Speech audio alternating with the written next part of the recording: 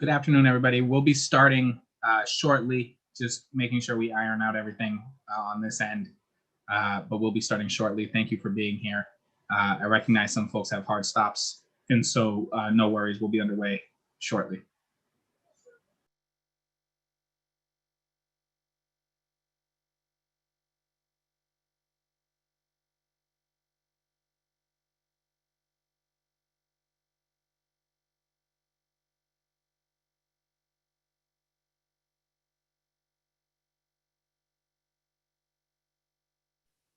Councilor Arroyo, can you hear me?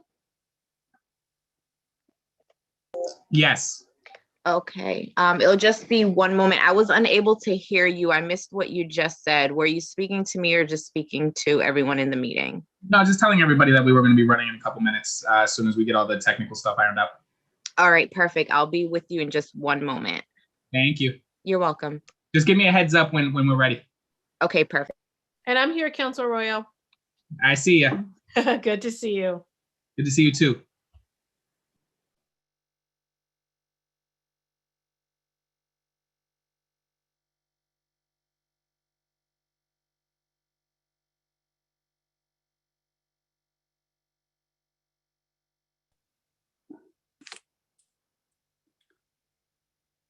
Good morning, Ricardo.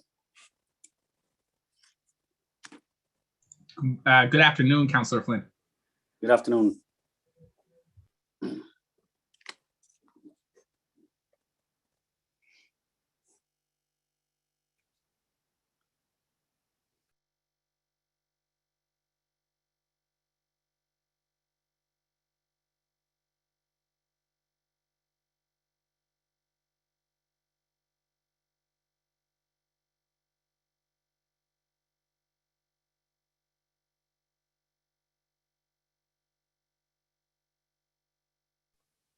Councilor Arroyo, we are all good to go. Wonderful. So we're going to go ahead and start on that note. For the record, my name is Ricardo Arroyo. I'm the Boston City Councilor for District 5. I'm the chair of the Boston City Council Committee on Public Health. I am joined today by my colleagues, Councilor Ed Flynn, Councilor Andrea Campbell, Councilor Michael Flaherty, Councilor Michelle Wu, and Councilor Kenzie Bach. And as other councilors appear, I'll make sure to note that they've arrived. This public hearing is being recorded and live streamed at boston.gov City Council TV. It will be rebroadcast on Xfinity Channel 8, RCN Channel 82, Verizon Fios Channel 964. We will take public testimony at the end of this hearing. If you wish to testify via video conference, please email Shane Pack, that's SHANE.PAC, at boston.gov to sign up. When you are called, please state your name and affiliation, residence, and limit your comments to no more than 2 minutes to ensure that all folks providing public comment can be heard. You may also submit written testimony by emailing ccc.health@boston.gov. Today's hearing is on docket 0142, which is an order for a hearing regarding COVID-19 vaccines by Councilor Campbell. And just so folks know who are here on the panels, in order to keep this running smoothly, we've separated folks. And the order for today's presentation will be the medical community, part 1, as we're calling it, which would be Manny Lopes, the East Boston Neighborhood Health Center, Wanda McLean from Brigham and Women's Hospital, Sandra Cotterell from Codman Square Health Center, followed by Marty Martinez, Chief of Health and Human Services, Rita Nieves, the Interim Executive Director at the Boston Public Health Center, Boston Public Health Commission, Dr. Jennifer Lowe, Medical Director for BPHC, followed by Dr. Thea James at the BMC, Dr. Robin Reisberg at Boston Community Pediatrics, Dr. Paulette Denise Chandler, the doctor at Brigham and Women's Hospital, Dr. Andrew Marshall, and Dr. Otugo, Mass Coalition for Health Equity. And then we'll go to what we have for public testimony, followed by community leaders, Diane Wilkerson from the Black Boston COVID-19 Coalition, Shalini Pamal, Doctors for America, Josiane Martinez, founder and CEO of Archipelago Strategies Group, Claire Lewis Okalani, COO of African Community Economic Development of New England, and James Morden, the president and CEO of the YMCA. And with that, I'd like to turn it over to the sponsor, the lead sponsor on this, Councilor Andrea Campbell. Thank you, Councilor Arroyo, and thank you for the partnership as well, and thank you for your leadership of this committee. I also want to thank my council colleagues for being in attendance on this critical issue. And of course, want to thank each and every one of the panelists who I know are extremely busy as we continue to fight, obviously, COVID-19. So for you guys to take time out of your schedules, I'm extremely grateful, particularly with respect to this conversation. And will do my best working in partnership with Councilor Royal to make sure that we do move this along so we hear from you and don't have you on this hearing for 4 or 5 hours. So thank you very much. I first filed this hearing order back in December, knowing that equity in the vaccine distribution process would be absolutely essential to our COVID recovery as a city. But as of right now, we know that we still have a lot more to do to ensure equity and access to the vaccine. The latest report shows that residents, white residents in Massachusetts have gotten nearly 36% of the vaccinations. Under 20% have gone to those who identify as multiracial, 3.3% to Hispanics or those in the Latinx and Latino community, 2.8% for Asians, and 2.6% for Black residents. And we've all seen the data, and I think we all are finding it to be a bit disturbing. And I'm also hearing from our seniors, of course, a lot of them that they too are having trouble getting an appointment, gaining access to transportation and other things they need in order to be able to not only make an appointment, but also to attend an appointment to actually get the vaccine. And as we think about how we recover from COVID-19, it is critically important that the city, of course, take the lead on developing a multilingual, culturally competent strategy to ensure that every single person in the city of Boston is vaccinated, especially those communities that are hardest to reach, including our immigrant communities, our Black and Brown communities, and those who are also undocumented. In order for us to recover from COVID, everyone must take part in this vaccination process. And having a vaccination site in every neighborhood does not equal equity in terms of access to the vaccine. We know it has to be a multifaceted plan that requires all of us to play a role, all hands on deck. One, to make sure we are getting out the information that people need to answer their questions for themselves and their families about the vaccine, making sure that we are doing away or responding to the fears in communities of color, especially Black and Brown communities, with respect to getting the vaccine based on the history of distrust between the medical community and those in communities of color. And in addition to delivering information, we have to make it easier for folks to contact someone, to ask questions and get their questions answered with respect to their questions regarding the vaccine. And then, of course, reducing the barrier, whether it's transportation, accessibility issues, or other things that may keep them from actually getting a vaccine in person. And so looking forward to hearing updates from the city as to where we are, and of course wanted this to be public so folks in the community could participate, but also looking forward to hearing from all of our panelists on what is working, what is not, and how we as a city can do better to make sure that this vaccine rollout is indeed equitable.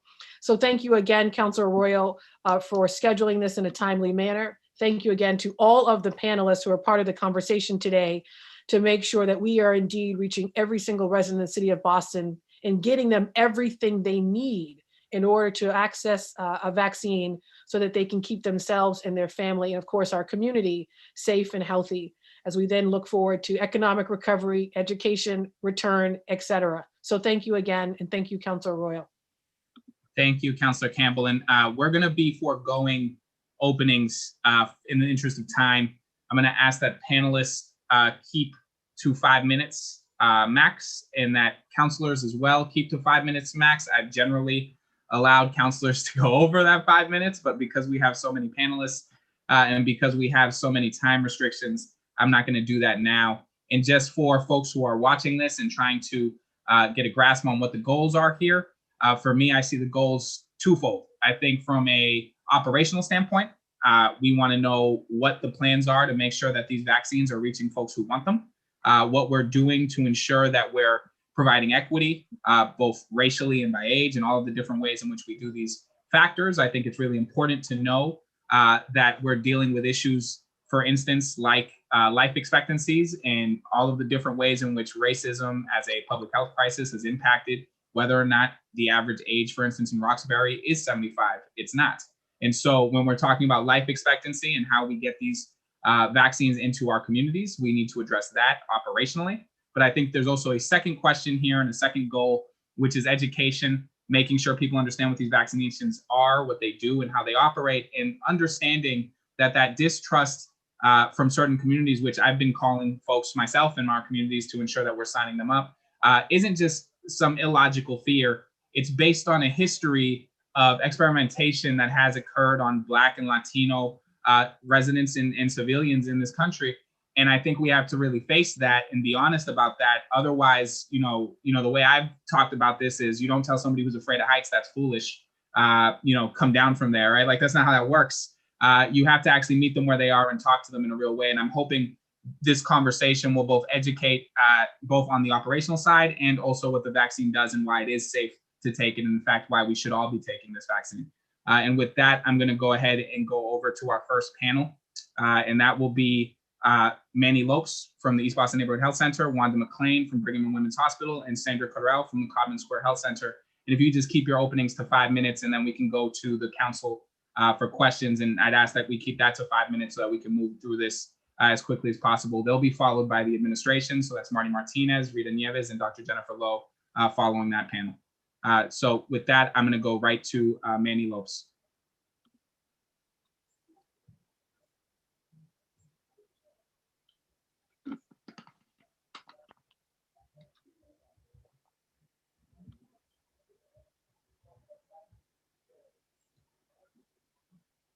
I don't think we can hear him, Councilor Royo. Yeah, I'm not sure if you're muted or if your speaker's off.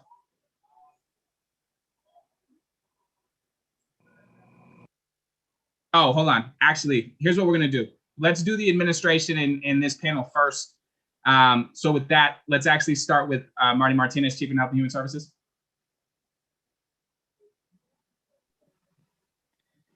Sure. Good afternoon. Can you hear me, Councilor? Yes. You're a little in and out. If you can, I don't know if it's a volume issue. Great. Hopefully you can hear me. So thank you, Councilor Arroyo, and thank you, Councilor Campbell, for filing this order, as well as I see Councilor Sabi George, Councilor Wu, Councilor Bach, Councilor Braden, and Councilor Flynn. Thank you all for being here and allowing us to share. So we have a slide deck, and obviously classic us, it's more than 5 minutes, but we will keep it short and just highlight 2 slides for you. I'm joined with by Dr. Jennifer Lowe, who is our medical director for the Boston Public Health Commission, to answer questions that folks may have. So if we could pull up the slides, I think the central staff has the slides for us. We could pull those up.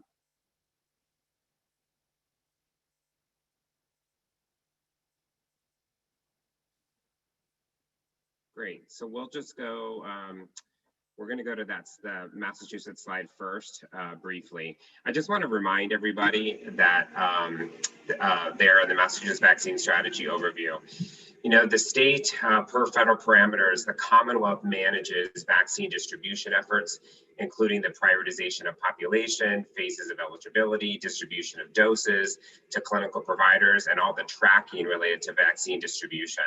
I'm lifting that up here for this conversation because the critical role the city plays, I just want to make sure folks clearly understand that the state sort of, per the federal parameters, controls virtually who gets the vaccine to be able to administer it, and ultimately whose arm it can go into and when. And so that this city's working within that construct to support their overall strategy. Next slide.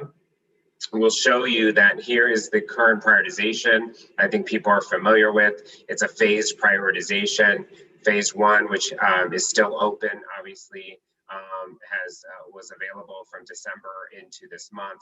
Phase 2, which we are in the beginning of that phase, which is individuals 75 and older, is currently what's available and eligible. The rest of those phases we will walk through or get through the state prioritization. And then phase 3, which is the general public, looks to be available as of April. The state has laid out this guidance to hospitals, health centers, clinical providers, local boards of health, and others to be clear that this is who is to be vaccinated in the order that is laid out across these priority groups. Next slide. The City of Boston strategy obviously is to ensure that there's equitable access to the vaccine across all populations and neighborhoods in the city. We're working hard to ensure that distribution efforts include accessibilities in communities and neighborhoods hardest hit by the pandemic. And that's important to remember. That's by age, race, and ethnicity, and geography.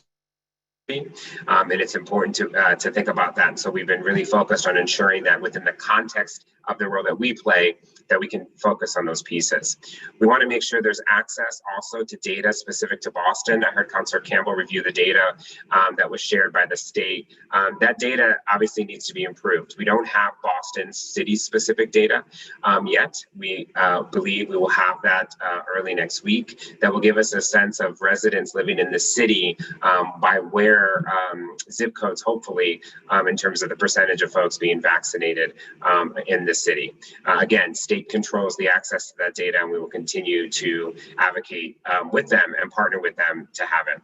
Along with that equitable distribution efforts, we're focused on building widespread public awareness of the benefits and the importance of the vaccine, and we'll touch on that briefly. And then finally, we're working to match vaccine availability with distribution efforts to meet the needs of our residents, to make sure that we can meet the neighborhoods and residents where they're at with vaccine. So let me briefly show you the four-pronged approach. I know some of our counselors have seen this, and I want to make sure our panels know this, but also that the public does. The city is working through a four-pronged approach. One is mass vaccination clinics, and those are the clinics everyone sees in the media right now. Currently in Boston, we're talking about Fenway Park and the Reggie Lewis Center being established as large clinics. These are clinics that ultimately will be able to do more than 1,000 individuals per day. Right now in Boston, the two sites are able to do about 750 a day together. As they ramp up, the goal would be by the end of the month or the beginning of next month to be at close to 3,000 a day between the two sites. Again, this is about large numbers of throughput, getting lots of people vaccinated in large sites. The second model for us is priority group clinics. Priority group clinics are smaller sized or medium sized clinics that are currently vaccinating folks that are eligible in priority groups. These have been going on longer than the mass vaccination sites. They're just not big public clinics. These are clinics that are running to vaccinate certain individuals based on who is eligible. So as of early January, through the federal pharmacy program, roughly 70 different senior buildings have either been visited or are scheduled to be visited for clinics on site. And we continue to work with that pharmacy program to ensure that those visits happen and that the buildings that do not qualify, including our BHA senior housing and other buildings, can get access to a clinical partner to help them get vaccinated. In addition, Tufts Medical Center, BMC, a variety of community health centers have also been using priority group clinics to vaccinate individuals. It's how we in the city have vaccinated our first responders. It's how we vaccinated our school nurses. It's how we vaccinated a variety of other folks through priority group clinics, which are not the big public clinics, but are designated for the intentional use for partners. As of this week, hospitals and health centers have opened clinics to vaccinate their own patients in Dorchester, East Boston, and Brighton, including on their own physical locations. And by February 22nd, VPHC will open up additional clinics to vaccinate essential workers, including K through 12 educators when they become eligible. The third model, which has not begun yet, is the community-based public clinics for the most part. These are clinics that are meant to be clinics specifically for the community. They're not specific to patients or specific to priority groups, but they're open clinics in different neighborhoods. You'll see through the details that are there by the second to third week in March, we hope to have 20 completely open clinics where there are no other restrictions other than who's eligible.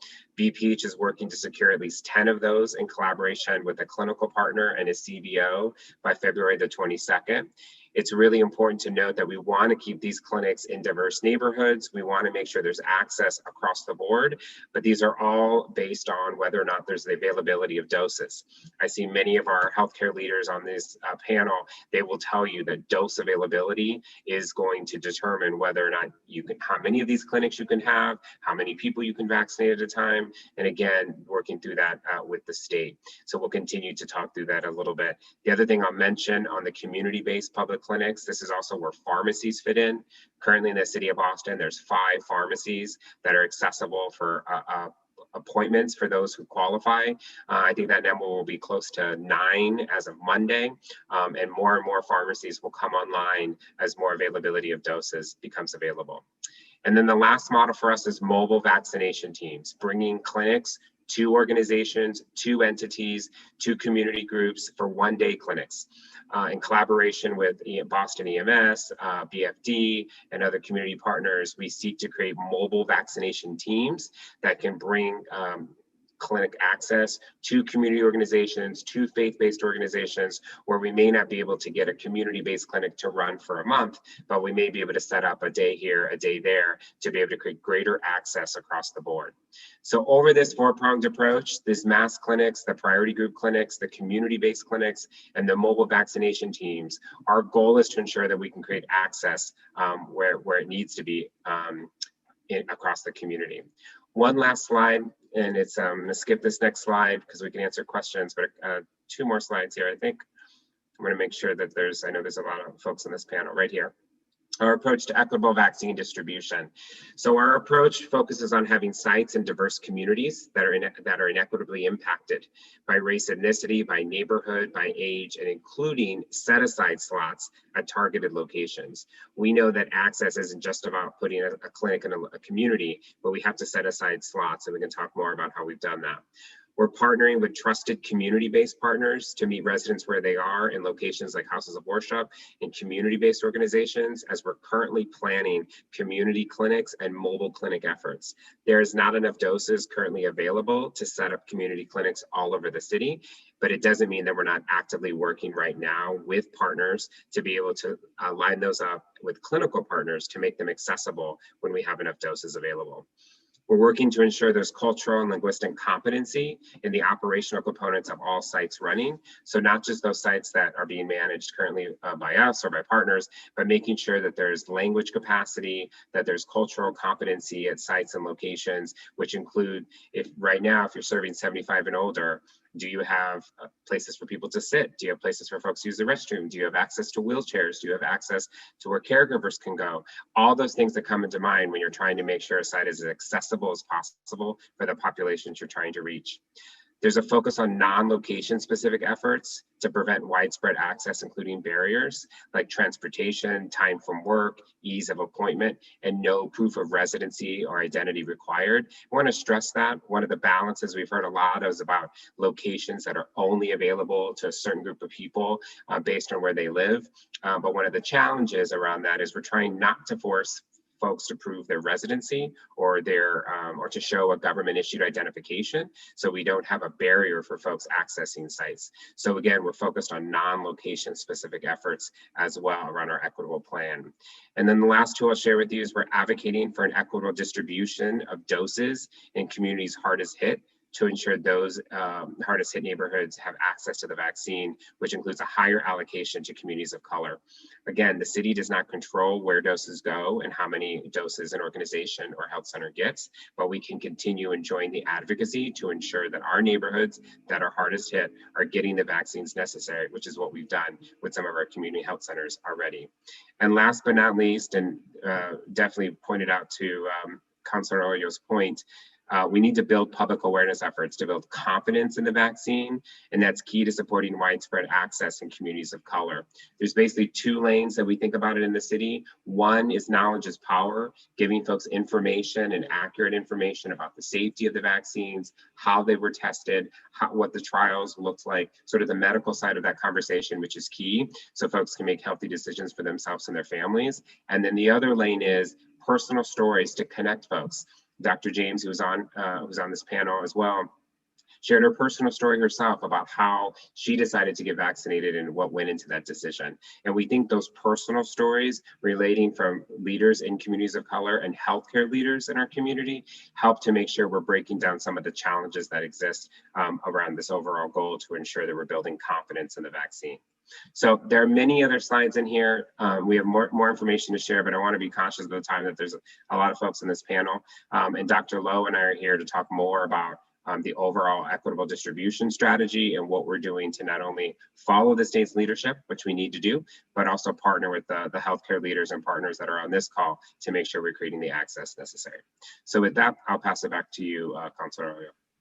Thank you very much. And I don't know if I already did it, if I already announced them, my apologies, but Councilor Mejia, Councilor Savi George, and Councilor Braden have also joined us and have been here for the duration of the panels.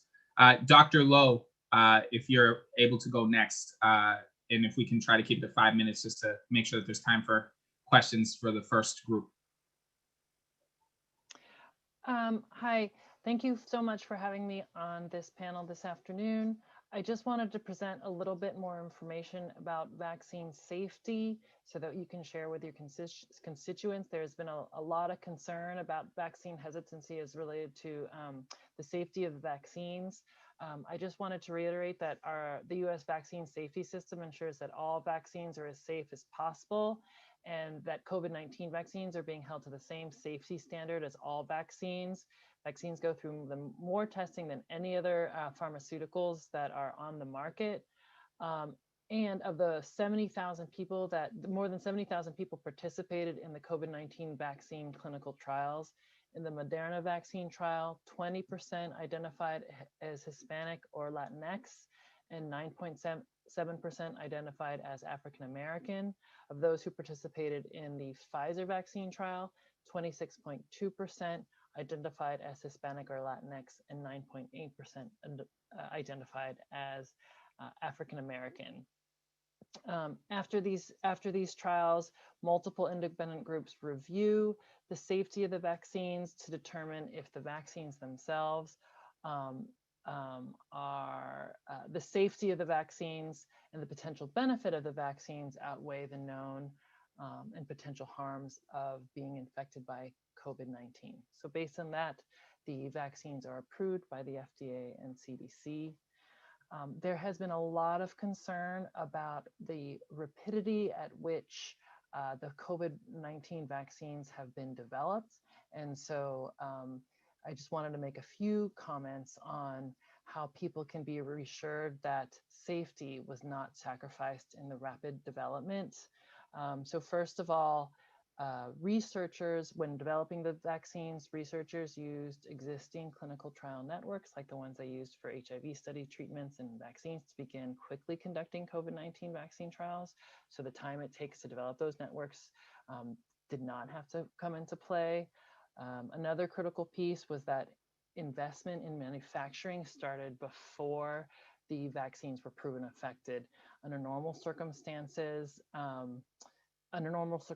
investment in manufacturing doesn't occur until the the trials have gone through and the trials are completed and approved by the FDA. In COVID-19 vaccine development, the government and manufacturers worked simultaneously to test and develop the vaccine at the same time. And finally, just given the unprecedented public health emergency, both the FDA and the CDC prioritize the review, approval, and recommendation of COVID-19 vaccines. So this is all to say that I think a lot of the concerns around safety and the rapid development of the vaccines, there are reasons for it. And so it's our role to really present this information to our constituents so that they understand that safety is still a primary concern. If they choose to get the vaccine, which we want them to do, that they can be reassured that it is safe to do so.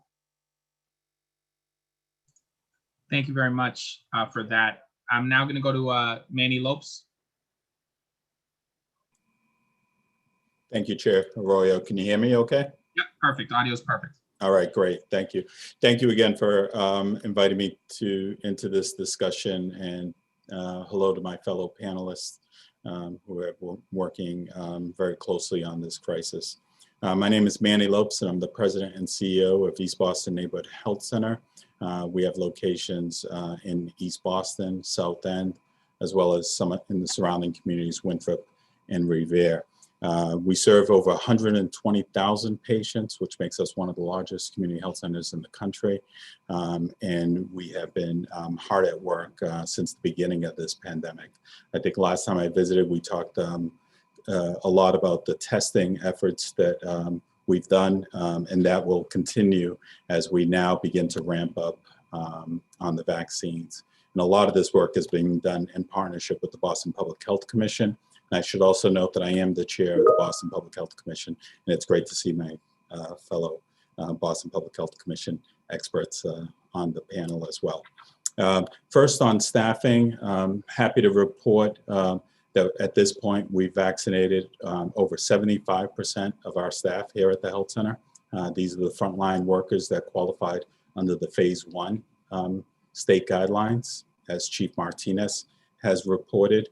We've learned a lot in vaccinating this group. 50% of our staff come from the communities we serve. So these are people who represent and have some of the hesitancies that we are talking about today. And they've actually informed a lot of the work moving forward.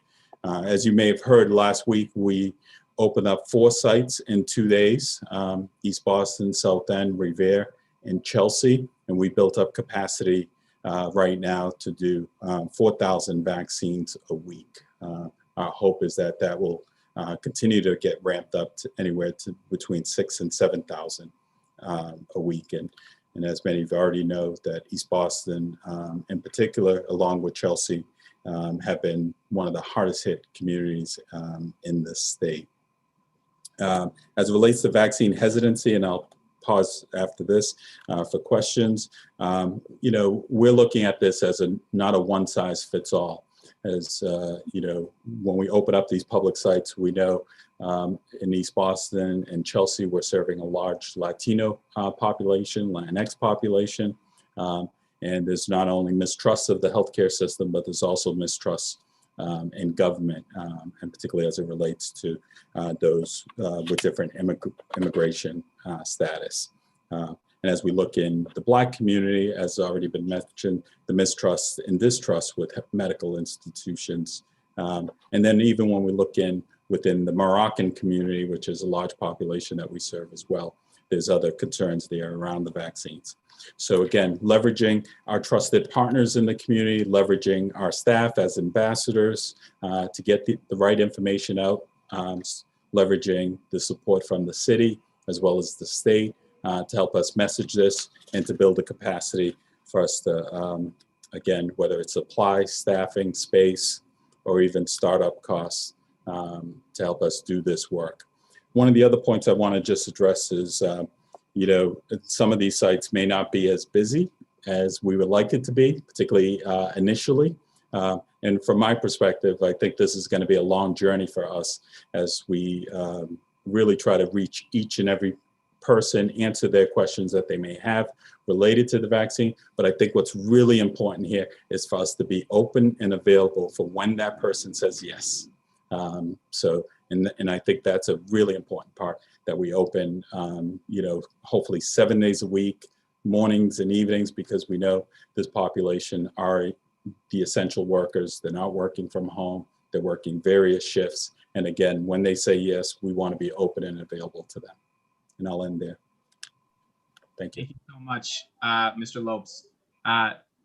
Ms. McLean from Brigham and Women's, if you're able to go next.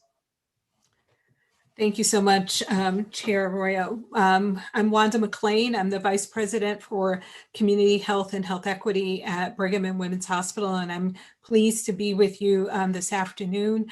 No surprise to anybody who is on this call, but COVID-19 has laid bare the disparities that we have seen historically that have been hidden in plain sight. So I think, you know, if there is any silver lining to this, it's that that we now are all clear that the disproportionate illness and death that we're seeing with this pandemic basically points to, you know, 400 years of disparities in health outcomes for people of color.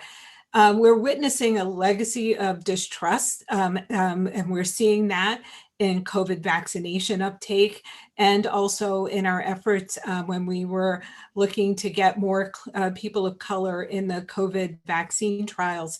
And we've been approaching this legacy of distrust with the best intentions in COVID to prioritize those populations that have been disproportionately impacted, and have heard from many of those populations that they don't trust our intentions, and in fact that they fear them. Those who have often been at the end of the line are not inclined to trust us when we say you can go first. And that's unfortunate, but that is what a legacy of distrust has laid on us. And it's not just the historical, and we often talk about the historical reasons for Black mistrust of the healthcare system. Those are true, Tuskegee and Henrietta Lacks and all of those. But it is also how people are treated today by the healthcare system that also impacts their willingness to trust us. And so we're looking in the work that I do and at my hospital at how we can address the barriers that we're seeing from populations and how we can increase vaccination. Mandy Lopes talked about vaccinating employees. We are up to about 64% of our employees being vaccinated, and we are seeing a disparity between our Black and our white employees. And so we have used a lot of strategies to attempt to close that gap. Some of them are, strategies that I think are going to be that are important as we vaccinate patients and as we move to vaccinations in our community. We have question and answer sessions with our employees where we, in a non-judgmental way, listen to every question and attempt to provide the information that they need to have them feel comfortable making an informed decision. We have employees who have been vaccinated and do what we call a My Why campaign, why I got vaccinated. So picture of the employee and the reason that they got vaccinated. One of my favorite ones of those is one of our staff people who said, "I'm a mama's boy and I want to hug my mom." And so, that was his why. And so we use those. And then, as others have said, making sure that we have information in the languages that our employees take their information in. I think COVID has been incredibly important in helping us realize as an institution how important interpreter service, translation service, and having information accessible. We also realize that we have a technology now that we use where everyone who comes in, every employee who comes into the hospital fills out a pass that says that they are symptom free, and then they get the ability to show that pass and come in, and that's using on your smartphone. Well, not every employee uses a smartphone, so we had to have a strategy for those non-smartphone users, and we use that technology. And the importance of vaccination here is that we use that technology to have employees sign up for vaccinations, but again, it would not be equitable if not all employees use that. So when we looked at our patient portal, now that we're vaccinating patients, making sure we know that patient portals are not accessible universally. And so using other strategies to outreach to our patients, phone calls, text messages, and those phone calls coming from practices with phone numbers that they recognize and that they trust.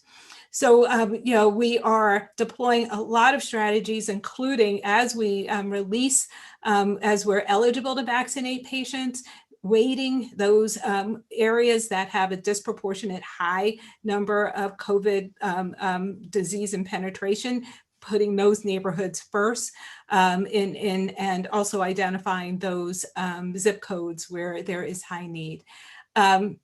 And I will just close by saying that, this issue of mistrust within the healthcare system is longstanding, and it will take a lot of concerted effort and time to build that trust. Often we talk about rebuild, but I think we really have to build. And in the meantime, I think we all have to do what we can, and as I said, in a non-judgmental manner, respect the intelligence and concerns of those who are waiting and or who have questions and, tackling those broader issues that we know are important to achieving racial and health equity. This will take us working together. So it's hospitals, it's community health centers, it's public health, it's government, it's all of us working together to make sure that we can equitably distribute vaccines within our community. And I will stop there. Thank you so much. And I just correct me on the pronunciation of your last name because names are important. Sandra Cotterell from Common Square Health. That's it, Cotterell. It's a challenging name, but you did good. Thank you. Good afternoon, everyone.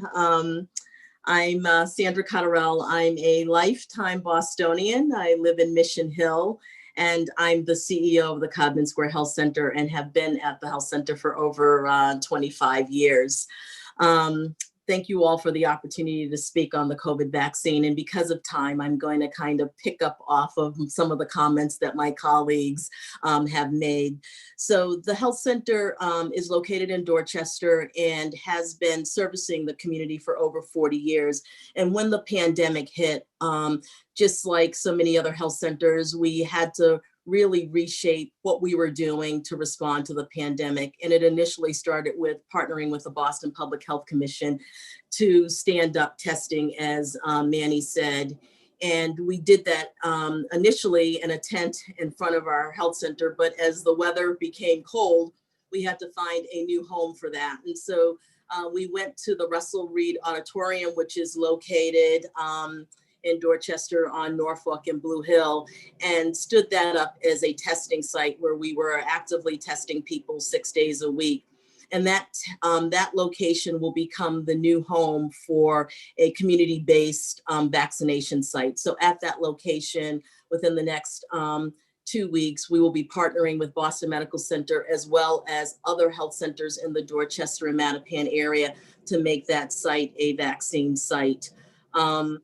The concept of distrust and hesitancy runs deep. We have also seen within our workforce, we're probably at about 55% vaccination of our workforce. And clearly around racial lines, you can see the difference and the hesitancy. And a lot of our employees of color are at the low in terms of acceptance. And what I will say is that it is that peer-to-peer, it is the town halls, it's telling them I took it, it's okay, that convinces them. So we've had to do a lot of that, and I feel like we need to do much more in that space. We are taking a multiple prong approach with testing. Patients know the health center, they know us, all the cultural competency issues that have been discussed, we can address that in our model of care. So we will be providing vaccine for people at the health center and offering that as a health center-based clinic. Yesterday, I was pleased to see the number of elders show up on time, as my staff said, ahead of time to get their vaccine, which tells me that if we get the message out and we educate, then we can make a difference. We had about a 90% show rate with our seniors. And as you all know, the weather wasn't that great, so that made me nervous, but they showed up. And we will also look to launch our Dorchester site, but we also have practitioners who recognize we do have people in their homes and in housing, and we are looking to go into those places as well. And so I think it's going to be very important that we look at access and ease of access and availability to fight this, and to do that peer-to-peer education, because even though we're looking at hesitancy, I like to think we're not looking at refusal, and it's going to be our collective voices that can make a difference in terms of getting vaccine in arms. I also want to point out, because there's a lot of discussion around this, is we are also looking at having an aggressive strategy on waste management. We hear about it. And so really making sure that we have a wait list of people who may have canceled or may not have shown up at the last minute, and aggressively managing that, because we do not want waste. We want vaccine in arms to combat this. And so that's something that takes a lot of thinking and a lot of strategy, but it's an important effort that also has to be looked at.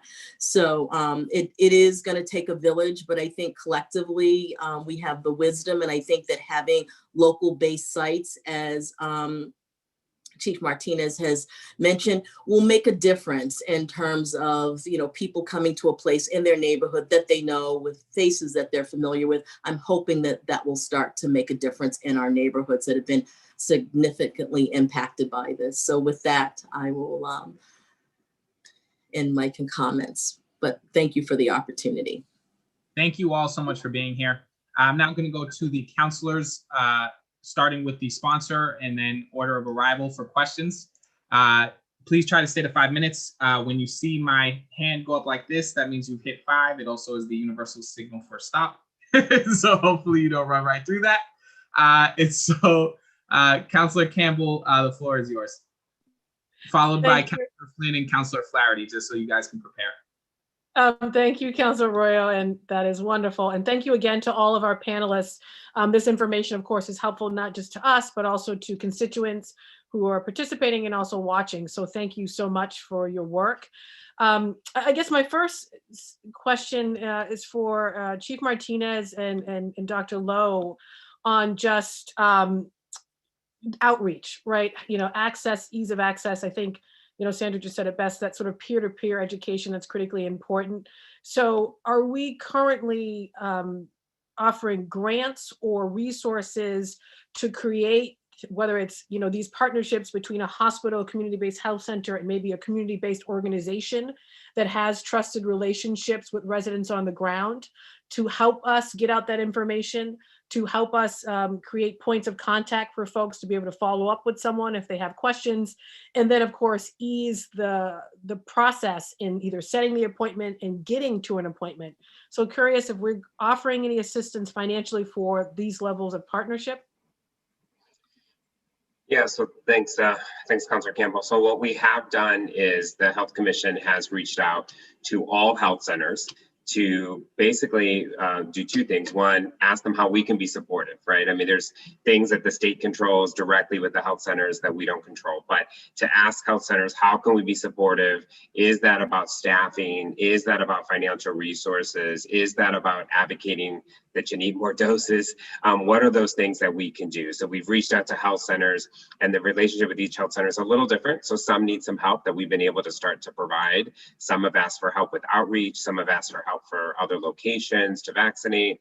And so we've been engaged in that effort basically for the past several weeks with health centers. In addition to that, we did allocate, in partnership with the Boston Resiliency Fund, a set aside of grants that are available for community-based organizations, including some health centers, who will be able to use that for vaccine education and awareness. Those grants should be going out next week. And we're really targeting making sure that, because the health centers play a critical role, and everyone, all the health centers on this call have done that, but community-based organizations also who don't provide any healthcare, they play a critical role, whether it's food delivery, whether it's organizing in the community. So we also want to get some resources into their hands to be able to do some of that ambassador work that you mentioned, which is going to be really, really important. So we're starting to get funds in organizations' hands related to the Resiliency Fund. And then we also anticipate supporting the health centers to do the same level of work based on their specific needs. And then a follow-up question, you know, obviously as we get people to sites, I know all of us have helped residents create appointments and get to a site. How do we ensure or monitor the existing sites that in terms of making sure there is seating for our seniors, making sure there are staff there who speak different languages? We've heard some concerns with folks showing up, say at Fenway, and only English is spoken. So how do we ensure and monitor that all of the sites are truly creating, you know, have the language access, have the seating, have everything a constituent needs in order to navigate that easily? So definitely our health center partners that are on here, they probably know this work better than most, right? Because it's the communities they serve, it's the communities they're embedded in. And so I won't even pretend to, we're not telling the health centers how to reach their populations and serve them, because they would cut me off right here on this webinar if I did. But Say to you is that for the other sites, for example, the pharmacy program that's gone into senior buildings, for the Fenway site that's run by the state and coordinated by the state, we have done both site visits and have had ongoing dialogue about cultural competency, about seating, about age, age competency. So again, we may not control those sites, but what we're trying to do is bring that layer of, ensuring that that layer of cultural competency is there, and advocating around how do you not just rely on a translation line, but how do you make sure staff and volunteers reflect the community? It's some of the work that we've been trying to do on the ground ourselves with the one site that we currently run at Reggie Lewis, but it's also part of the work we're trying to do to make sure that we can provide the technical assistance to sites who need it, so they can make sure that they're reaching out. But we share that commitment, Counselor. We need to make sure that you can lift up all the sites you want with all the doses you can, but if you can't do the legwork to get people there and to keep people wanting to be there and tell everyone else about the experience they had to get vaccinated, you won't be able to vaccinate them as many people as we need. So we're working on that in terms of the support, and trying to make sure the state does that same level of work since they control where these sites open. And then my last two questions is one on the data piece, because it is so critically important, particularly how we target it, is any response from the state on when they're going to get us Boston specific data. And then the last is on the waste piece. We've heard from some that there isn't any waste, and then others saying there might be. In terms of creating a wait list, sort of an immediate list of folks we can call. Do we start with our senior buildings? How do we generate folks onto that wait list so that we're not wasting any vaccines? And then that's all I have. I can wait for the next round. So I'm going to have Dr. Lowe talk about the data and the wait list piece. Dr. Lowe? Yes, so right now the data for vaccinations is collected in the Massachusetts Immunization Information System. We have been working directly with the state on developing data access with specific demographics for Boston specific data. We hope to get that information by next week. Again, this has been in the process for the last couple weeks. Starting next week, we'll have just the raw data, and then moving forward, we're working to get a report. So we're hoping that will be readily available.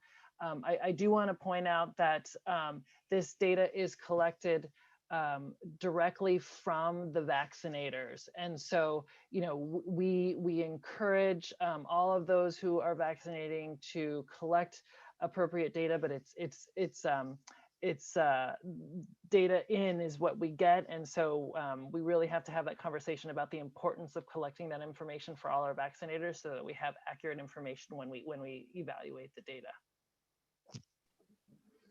And then the only other thing, based on what you asked, Counselor, is that the wait list, every site running has a method to create a wait list. So for example, at the Reggie Lewis Center, right now we have a wait list that is either as a combination of folks who made an appointment and missed it, a combination of folks who show up hoping to get it walk-in, but who are eligible but don't have an appointment. We put them on a wait list, as well as we've already had the Age Strong Commission work to identify seniors over 75, and the nonprofit partners like Central Boston Elder Services and Ethos and others create lists of folks who would be eligible but maybe haven't had an appointment as of yet. So we work really hard at the end of the night to make sure no doses go wasted, as do so many of our partners, somewhat both an art and a science at the same time.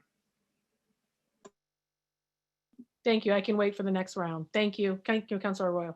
Thank you, Councilor Campbell. And that was exactly 5 minutes when you got off that last question. So I appreciate that. Councilor Flynn, followed by Councilor Flaherty, followed by Councilor Wu. But Councilor Flynn, the floor is yours. Councilor Arroyo, could Councilor Flaherty go before me? He has a prior commitment at 2 o'clock. That's fine. Councilor Flaherty, if you would like to go before Councilor Flynn. Councilor Flaherty.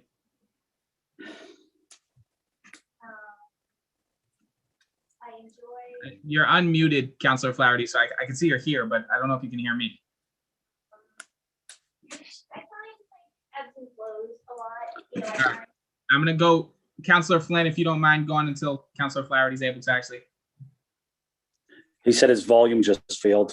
I can hear you now, guys. Can you hear me? There we are, Councilor Flaherty. Yep, you're there. Thanks.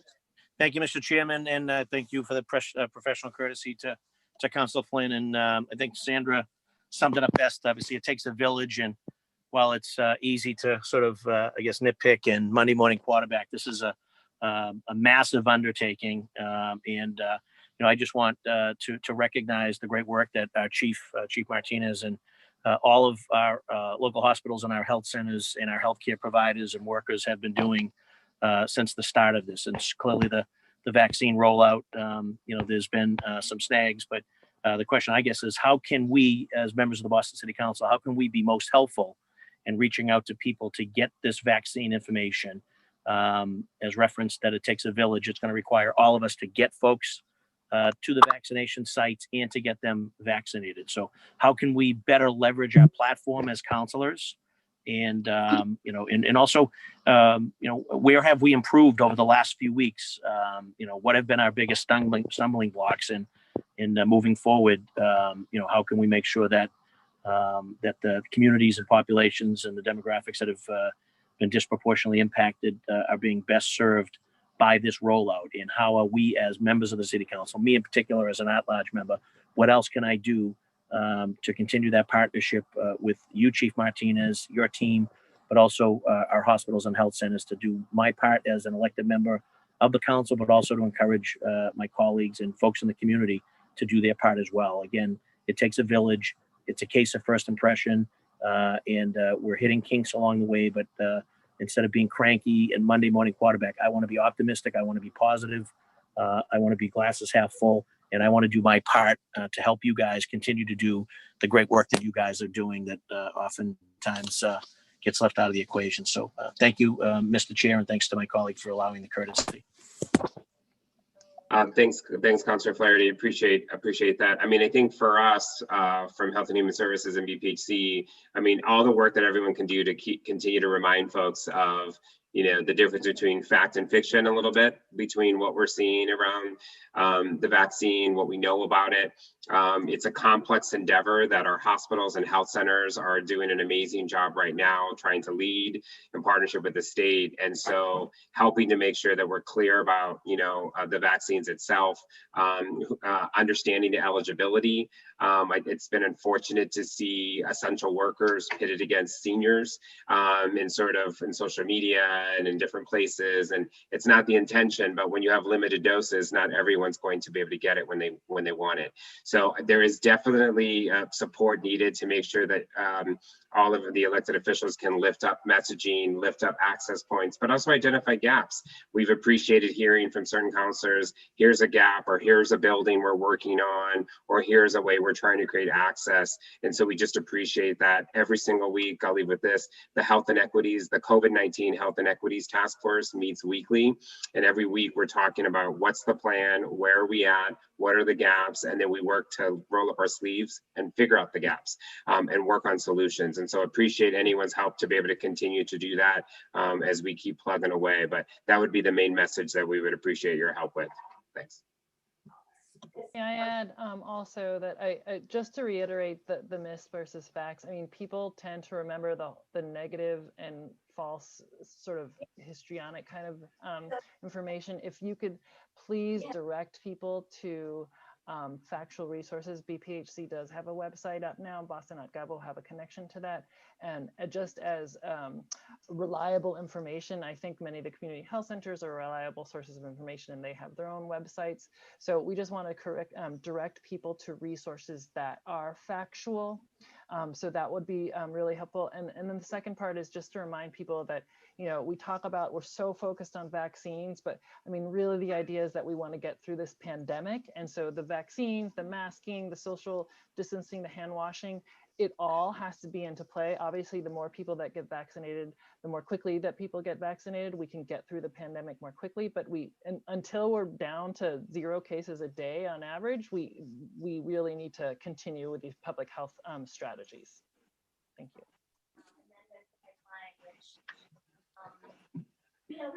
Thank you very much, Councilor Flynn, followed by Councilor Wu. Thank you, Councilor Arroyo. Thank you, Councilor Campbell, and Councilor Arroyo for chairing this important hearing. I want to say thank you to the panelists, the Community Health Center professionals, the medical personnel that are on here. Specifically, I want to say thank you to Chief Martinez and Dr. Lowe and Rita Nieves. I've worked with you for the last year on this outreach. I want to say thank you for your leadership. I know Wanda and Sandra mentioned some of the points that I wanted to focus on, but the digital divide we also see in our city and state is very challenging, to say the least. I was at BCYF Josiah Quincy yesterday, and the digital divide in Chinatown is there. So we want to make sure we can reach as many residents. Language access is a critical component, and the outreach is also very important. I do plan to have a discussion with the Chinatown community sometime next week. I know I've reached out to Dr. Lowe and plan to have a outreach to the Latinx community. I represent a large Latinx community. I know Chief Martinez and Rita and hopefully Manny Lopez can join us as well. You've been very, very helpful. One issue I wanted to flag is, as it relates to communities of color, the Chinatown community has the highest asthma rate of any neighborhood in New England for various reasons, but it's not part of the precondition. I just want to know, is there something that we can look at where we make sure that the Chinatown residents are factored in, knowing that asthma is not part of the precondition, and we have the highest asthma rate in New England. There's also a lot of mistrust of government, language access, some immigration issues. I support undocumented residents as well, but a lot of those issues are impacting the Chinatown community. Again, I've worked with Dr. Lowe and Marty Martinez on a lot of these issues, and I want to say thank you for your great work. And any comments, just want to throw it open to the panel.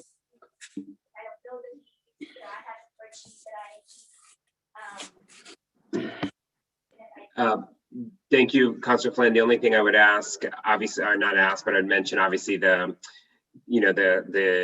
classifications of comorbidities and what puts people at risk. The state sort of did that through their panel of clinical and medical providers and experts. So again, it's a list they created. I know that they've heard the feedback about not having asthma within the list and what that means. And so again, I know that we also lifted it up to the state as part of a conversation about feedback that we were hearing, as well as about categories of folks. So I don't know, Dr. Lowe, if you have anything to add about that, but I do know obviously that fits into the state. The one thing I will say is I know you've also reached out, which I think is important for folks to hear in the community about, our senior buildings and folks in buildings. About 70 buildings across the city have either already have had their first appointment or will have a first of 3 visits by a pharmacy through the federal pharmacy program, where people will get vaccinated on site. There's a whole nother about 55 senior buildings that don't qualify for that program, including our BHA senior housing, and we're working through that to help them find clinical partners as well. And some of our health centers are likely probably already playing that role in some of our neighborhoods, but want to make sure that obviously there's buildings where seniors live where they're not going to go to a location and they need that to happen on site. So we're working through that as well as in Chinatown. But Dr. Lowe, I don't know if there was anything you wanted to add regarding the asthma as part of the comorbidity list. No, I agree with what you're saying, Chief Martinez. I did want to add, though, that we have been working very closely with our clinical partners in the Chinatown area, specifically Tufts, and we have reached out to South Hove as well. And one of the things that has indicated when it comes to vaccine hesitancy and getting success in getting vaccination is that the primary care provider or healthcare partner that is a trustworthy source. And so we really want to again, we thank you for all the community health centers and hospitals that are on this call, that, you are trusted members of the community from this perspective. And so we really want to encourage our residents to can make that connection. And so again, we're working closely with them to ensure that vaccine is accessible to those who are eligible. So, hi, I'm sorry to interrupt. It's Wanda McLean. I just have to run, and I did not want to be disrespectful to Councillor Flynn and to Chief Arroyo. So thank you so much for having me. Thank you for being here. Thank you, Commissioner. Thank you, Chief Martinez and Dr. Lowe and all the panelists. You're doing outstanding work.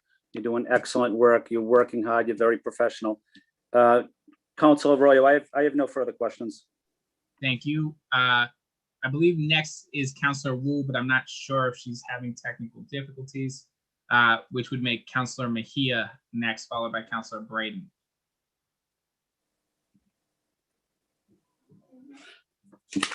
So I am having technical issues, so I can't turn my camera on, but can you confirm that you can hear me, Councilor Arroyo? Sounds perfect, loud and clear. Thank you. Thank you so much. Thank you to all the panelists, and thank you to everyone that has spoken and who has yet to speak. I can't wait for us to go down that line. I have a quick question for Manny. You know, I really do appreciate your statement about the vaccine hesitancy and this whole idea that not one size fits all. And I think there's a big difference between I will never get the vaccine and I won't get the vaccine yet. Can you talk a little bit about how neighborhood health centers are engaging with those two different kinds of people and what the city can do in this space? Yeah, thank you. Thank you, Councilor, for the question.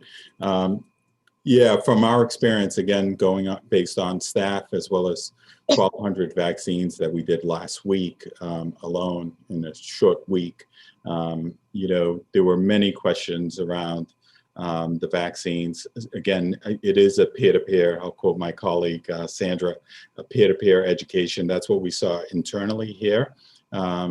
And town hall meetings as well, addressing certain issues. So as an example, we employ 85% of our staff are women. And there were many young women who were either looking to get pregnant or just had a baby and looking to do breastfeeding. So we held a specific town hall to address that issue, and we invited in one of our women's health specialists onto that call to help address some of those issues. So I think, you know, when we look at some of the populations, there's the folks that are the maybes, and I think they have specific questions related to their specific conditions or specific issues. And then there's the individuals who are really the hard no's. I think the maybes, usually, again, those are one-on-one discussions. The hard no's usually are general discussions. And I think if we could all participate in this knowledge understanding and knowledge sharing, not expecting the council or your staff to become medical experts in this area, but maybe we can help you with some, you know, talking points if you don't have it already, just to help answer the questions from the community. And then the second piece I would just add, sorry to go on, is we need to lift up the spirits. You know, we are all stressed. This has been a year that we'll never forget. And we're seeing that in our patients, in our communities. And we're seeing it play out in many different forms right now. There's anger, there's frustrations, you know, many that we could talk about. And I think it's our responsibility as leaders to begin to think about how do we lift up those spirits and make everyone really feel good that there could be a light at the end of this tunnel. And I think Dr. Lowe said it best, that this is about ending this pandemic and what can happen when we do end it. So thank you for that. You're welcome. No, I appreciate that. I guess, you know, it's not so much of a question, but it's just kind of something as a statement that I think it's important to make, is that this situation really reminds me of the conversation that we had around the school closing. Do we stay? Do we close? Do we open? How do we, all of this sort of stuff. And I feel like this whole vaccine rollout, we knew that eventually it'd be something that we would need to contend with. And I'm just curious in terms of just the community conversation piece of it. Just something what we can learn from previous experiences and what we could do better moving forward. It's just that I feel like thinking about the Reggie Lewis Center and how that showed up in our neighborhood, but the majority of the people who were taking advantage of that site were not people who lived in Dorchester, Roxbury, Mattapan. I just think that we're always in reactionary mode. And I think that there's a lot for us to learn here in terms of how we function and how we work to engage other folks in these processes that I think that, whatever we do next, it has to be deeply rooted and centered with the lives of those who are doing the work and living the reality. And this is not to you, Mr. Lopes, this is just in general in terms of just the overall function of the city and how we can do a better job, even as city councilors working in community. I just think there's accountability that needs to happen across all. And this is a lesson for us to figure out when we're dealing with the next crisis, what can we take from what we've done really well and that we want to replicate. And one of some of the biggest pitfalls that we've encountered, because this vaccine rollout, I think that there's still a lot of hesitancy, particularly in communities of color, around the trust factor. And I don't see us really leaning into communities of color to really shape the conversation. And while I do appreciate the efforts that are being made, I still believe that there are a lot of folks who are not at the table informing the work. And that's why it's important to partner with folks who have the cultural competency piece down packed. And I'm happy to see some of them here today, Josiang and Senator Dan Wilkinson, who has been working with the Black Boston Coalition and others, because that's who I really think organizations like that need to really continue to be at the forefront and in every conversation. So thank you for being here. And that's just what I'd like to say. Muchas gracias. Thank you, Councilor Mejia. Another excellent example of time management. So I appreciate that. And if we could have Councilor Braden, and then I believe, unless anybody else has re-arrived or arrived since, I will close with questions for this first round. Thank you, Chairman. Thank you to all the members of the panel for your presentations today and all the work that you do all day, every day. One question that has come up in our discussions out here in Alston Brighton was a question regarding how are we supposed to encourage people to make appointments when the state is requesting proof of insurance and ID? It's not required, but health centers and providers are following the state guidelines. And some local folks are really concerned that it is deterring people from making appointments, that requirement to present proof of ID and your insurance when it's not really necessary. But that's what's on the state site when you look at it. And anecdotally, we're hearing that, and I'm not, this is not proven data, but anecdotally, I've heard folks who, white English-speaking folks who go, they're not asked for ID, and it just seems to be a concern that we would wonder how it's been addressed. So, Councillor, I'm gonna ask one of my health center executive directors to sort of answer the question about insurance and identification from your end. For example, at the Reggie Lewis site that we run we don't ask for ID or insurance. The state site does say that you may be asked for ID or insurance, but we do not ask for that at the Reggie Lewis Center. But if one of our health centers, it's more complicated for our health centers, so be glad to ask one of them to answer that. Yeah, so Manny, dive in, but yeah, our goal is access. And so we are not requiring IDs for our patients, and we do ask for insurance information, but our patients know that it's not required, so it's not a barrier. So people do not have insurance, they feel very comfortable letting us know that they don't, and we will continue to just document that and treat them. So we're trying not to make those things mandatory. Definitely no ID. And the insurance, if they have it, they do. If they don't, we just keep going. Okay, that's good to know. Yeah, I think Sandra said it best. I think it's important to know that the reason why we ask for insurance is because of the federal grants that we also receive to help support the operation requires us to ask and build insurance if individual has insurance. So we're not using federal funds to essentially subsidize the insurance companies. So we have to ask the question, but if someone does not have it or cannot show proof of it, it's not a barrier to care. We just move on and get them registered. I think it's helpful that if our patients who come are familiar with you folks and they trust you. It's a little concerning that on the website at the state level that it's there, and some people might even decide not to take the next step because they don't. It's that mistrust of government that we're trying to mitigate in this situation. So thank you. That's the only question I had, Mr. Chairman. Thank you, Councilor Breton. It was a good one. I believe it is now my turn. And so a lot of my colleagues have touched on specific things. I will just raise up that when we had the ICU guidelines back in, I think that was April now, one of the issues that I had with the ICU guidelines was it was supposed to be race neutral, but the decisions that they were making were certainly not having race neutral outcomes. They were going to have a very bad outcome for Latino and Black communities who had on this list, they were being ranked by the pre-comorbidities that they had to be less likely to get an ICU or ICU bed or a ventilator. And the issue I have with this, with where we're at now, and I recognize I'm just raising my voice up to this, I know this is being covered, the asthma issue is real.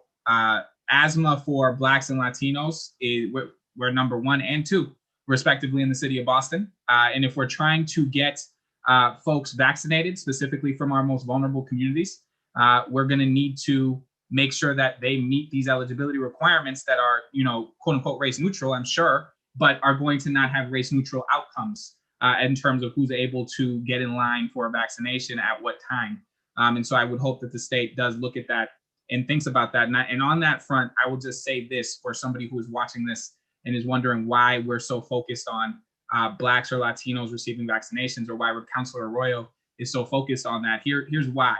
34% of the 1,000+ deaths that we've seen in Boston up to this point are Black Bostonians. That's a disproportionate number of what we are looking at for a population. 30-something percent, like 33 or 34, the numbers change. 30-something percent of these numbers are Latinx Bostonians. And so I think it's really important for folks to understand in the context of which we are talking about COVID-19, these communities are suffering through policy that creates either environmental racism that may, for instance, give you asthma, or all different numbers of historical decisions that have created inequities for health in these communities. And when we are talking about these death tolls, that's on us. That's on our government and the ways in which we've put these communities in play. And if we are going to then take our responsibility as a government to protect those communities, we have to make sure that we're not just treating them equally, because we haven't treated them equally up to this point. We have to prioritize them. We have to be intentional in our actions. And one of the things that I am seeing in terms of our testing sites, one of the problems that I have with this is we're not seeing the numbers of Blacks or Latinos being vaccinated at the same rate as our white population. And there's a number of different reasons for that. And I think one of the questions that I have for you, Chair, Chief, look at me, it's late on a Tuesday. Chief Martinez, is specifically, do we have at this moment enough vaccinations to actually meet demand? Not folks we have to convince to take the vaccine. Do we actually have enough vaccination in the state to meet demand?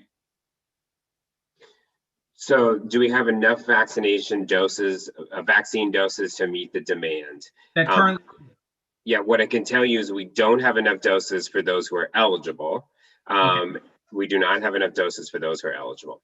So that's perfect, because that gets to my next point, which is there is an education campaign. There is this idea that we want to get folks to say, hey, I didn't want to take a vaccine, but now I do. But now we're adding them to the back of a line that currently already exists. And that's obviously something that we're going to have to balance. And I think that's really important. From an operational sense, here are my questions. We have a Roxbury, we have RCC right there. We have the Reggie Lewis Center right there.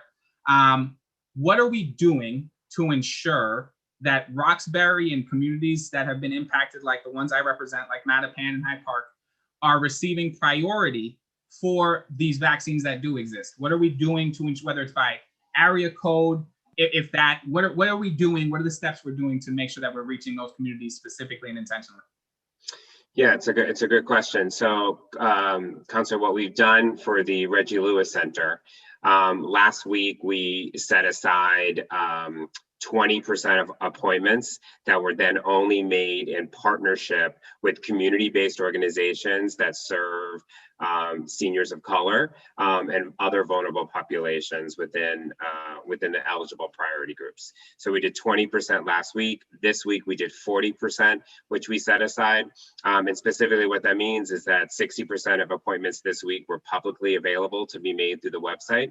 And the other 40% we worked through our Health and Equities Task Force. We worked, Councilor Mejia mentioned some of these groups, but we worked with the Black Boston COVID Coalition. We worked with Central Boston Elder Services. We worked with community organizations serving communities and seniors of color and slotted them into appointments. So they didn't have to go through the public process to do that. And that's what we're going to continue to do, is set aside appointments and then work collaboratively with organizations to create access for folks to be able to get into those appointments. So you're absolutely right, though, to your point that most folks that are signing up through the publicly accessible sites are not communities of color. At the Reggie Lewis site last week, I think about 36% of folks who were vaccinated were people of color, and that was predominantly on the set aside appointments that we were able to navigate and make happen. So we want to keep being able to do that. Two things I want to note for the population, and you sort of hit on this: 75 and older in Boston is more white than people of color. It's about 55% of the population 75 and older in the city is white. So there's obviously more folks that are white that are eligible in terms of seniors. But also, one of the things that I think is a challenge around it is we don't want to have anyone prove residency. We don't want anyone to have to prove show their license or anything like that. So we called it a Boston site. We said it was for Bostonians, but we did not have people forced to prove themselves when they arrive, because I think that's a barrier that we are not going to put in place there. So I do think it's a complicated piece, but we share the desire to make sure folks within the neighborhoods most impacted can get access to that site, which is why we set aside those appointments. And I appreciate that. Thank you. I have two questions left. I'll try and do them very quickly. The first one that I've already raised to Chief Marty Martinez is transportation. As I speak to you right now, outside of my window, there is a snowstorm. As we talk about, February and getting folks there to these sites, if you're 75 years old plus, I don't want to put you on a bus and have you walk to a bus and get there. That's not a plan for me. Not everybody is blessed with a nephew or a niece who has a vehicle. Not everybody is blessed with that situation. And so, one of the things that I have heard, so just to save everybody some time on that, is that the best way to get that done is to get to them. Well, I haven't heard a plan yet to get to them. And so if you have heard that plan and you know what that plan is to get to people's individual homes to vaccinate them, please share it. But two, the thing I have heard is I've heard that there is a reimbursement available through the federal government for, say, the National Guard providing transportation for using those kinds of resources to do this. Are we aware of any kind of, and this goes to the operational standpoint, operationalized plan to make these kinds of vehicles or these kinds of things available to getting folks there? The more we go down this list, by the way, 75 and older is going to be a very specific subset, but the more you open up this list, the more transportation is going to be an issue, the more we're going to be talking about this. Has there been any starts or beginning on a plan to get folks to these centers? And if you've heard of one to get to folks, that's great, but I have not. But any plan to get folks to these centers? Yeah, so transportation is obviously one of those issues. I will say specifically for the 75 and older population, the Age Strong Commission worked to provide transportation through their senior shuttle service for folks to be able to schedule appointments to get to use the shuttle to get to locations. The MBTA ride was also brought on to make more vehicles accessible for folks to be able to schedule appointments to get access to locations. We do know hospitals had been working working through transportation initiatives for their patients specifically. I don't know if the health centers on this call have more information. And we do know community organizations have started to partner with and reach out to ride sharing programs to be able to link them to specific sites and locations. Finally, I'll say that we have explored transportation in terms of several bus companies who've reached out to talk about transportation. The problem is we're still in the days of COVID. So we cannot put, 20 seniors on a bus and transport them to a location for testing. That's not going to be something we're going to be able to do because of the precautions that we're in. And so I do think it's a delicate balance. It's why we need to have locations that are more locally accessible than just the big locations, which is going to be essentially important to that piece. Right now, in terms of vaccinating people in their homes, that is not a major strategy that the state has laid out. Currently, there's clearly not enough doses for folks to do that anyways right now. We haven't heard the state talk about that. We do know some hospitals are going to patients' homes who are, who have challenging health conditions over 75 and vaccinating them in their homes. But it's a very limited subset. So I think the transportation issue will be a challenge ongoing. It's a challenge that we explored around testing, which we were able to look at a combination of resources to get people access to get tested. So there's not one solution to this. There's going to be a lot of different solutions around the transportation piece. I don't know if our health center partners have anything to add, but that's the larger conversation around transportation. Yeah, we're offering Uber Health, and I think there'll be an announcement soon around the partnership with Lyft as well to help our patients. So those who have a need today will be booked with the ride sharing service. That's actually fantastic news. And so I look forward to hearing about that and getting that to folks. And I'm sorry, I need to drop as well. Sorry. But actually, you're all free to go, actually. So I'm done with those questions. So everybody who's on that first panel, you're all actually free to go. You can all drop unless you want to stay. Thank you for the opportunity. Thank you. Thank you, everyone. Thank you. Bye-bye. And so with that, I'm going to go into our second panel, which due to some folks who had time restrictions, that's going to be Dr. Thea James from the Boston Medical Center, Dr. Robin Reisberg from the Boston Community Pediatrics, Dr. Paulette Denise Chandler from Brigham and Women's Hospital, and Shalini Pamal from Doctors for America is in this next group. If you're ready and able, Dr.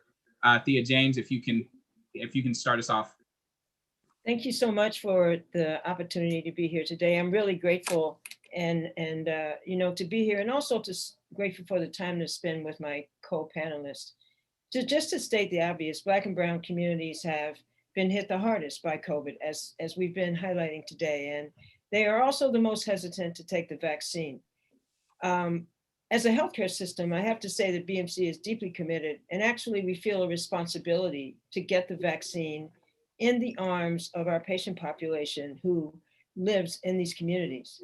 We are partnering with trusted neighborhood providers, including our community health centers, as Sandra Cotterell mentioned, and also with community leaders and community-based organizations to create a network of vaccine clinics to provide access in the communities where our patients live. We are also actively working to build trust and awareness about the vaccine and education to promote acceptance in the communities we serve. We've identified our highest risk patients, and we've begun vaccinating them under state guidelines over the past several weeks.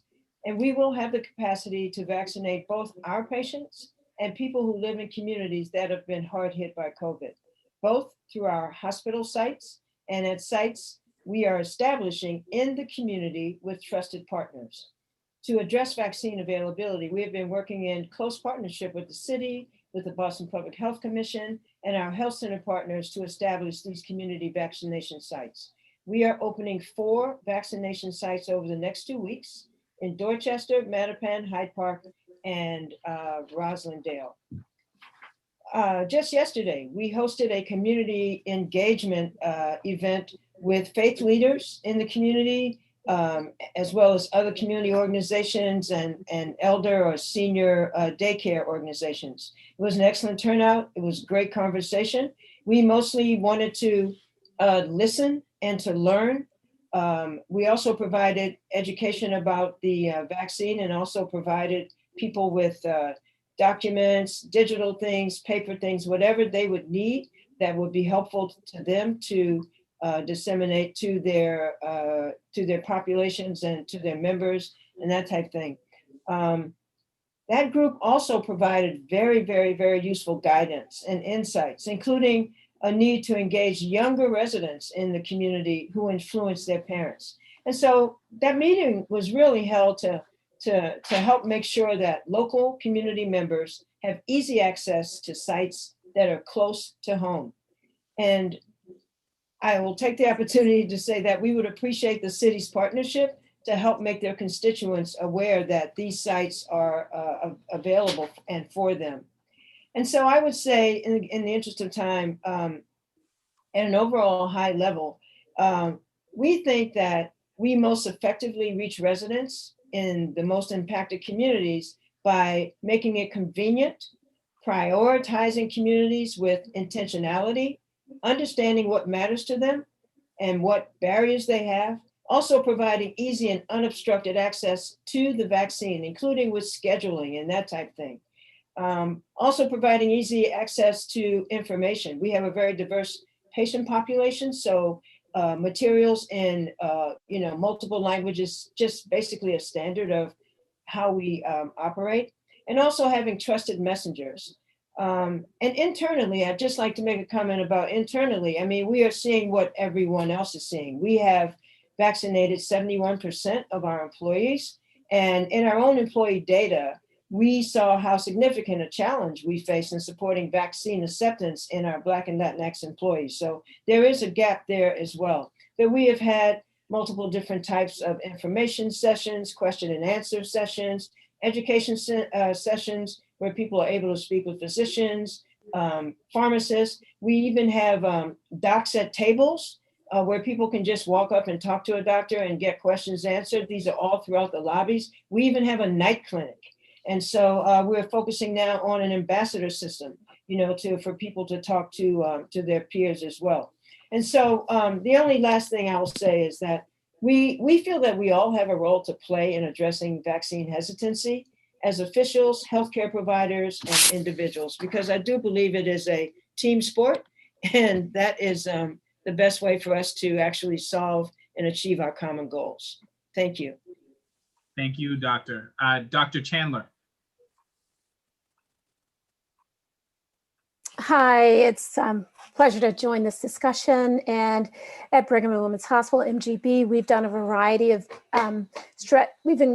included a variety of strategies to address concerns about the vaccine. And we do believe this is a public health, or it's a public health emergency, and it will require partnership across many layers of the community and, of course, within institutions. So from the start of the pandemic, we have been reaching out to our communities using our community health centers.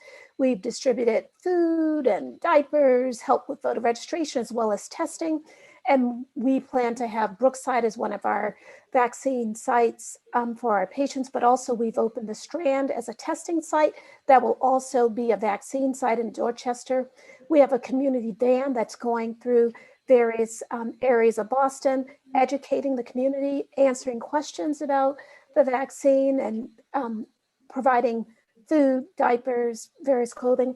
We will be supporting the Reggie Lewis Center for the February 27th and 28th event, which is targeting increasing access to vaccines specifically for the Black community.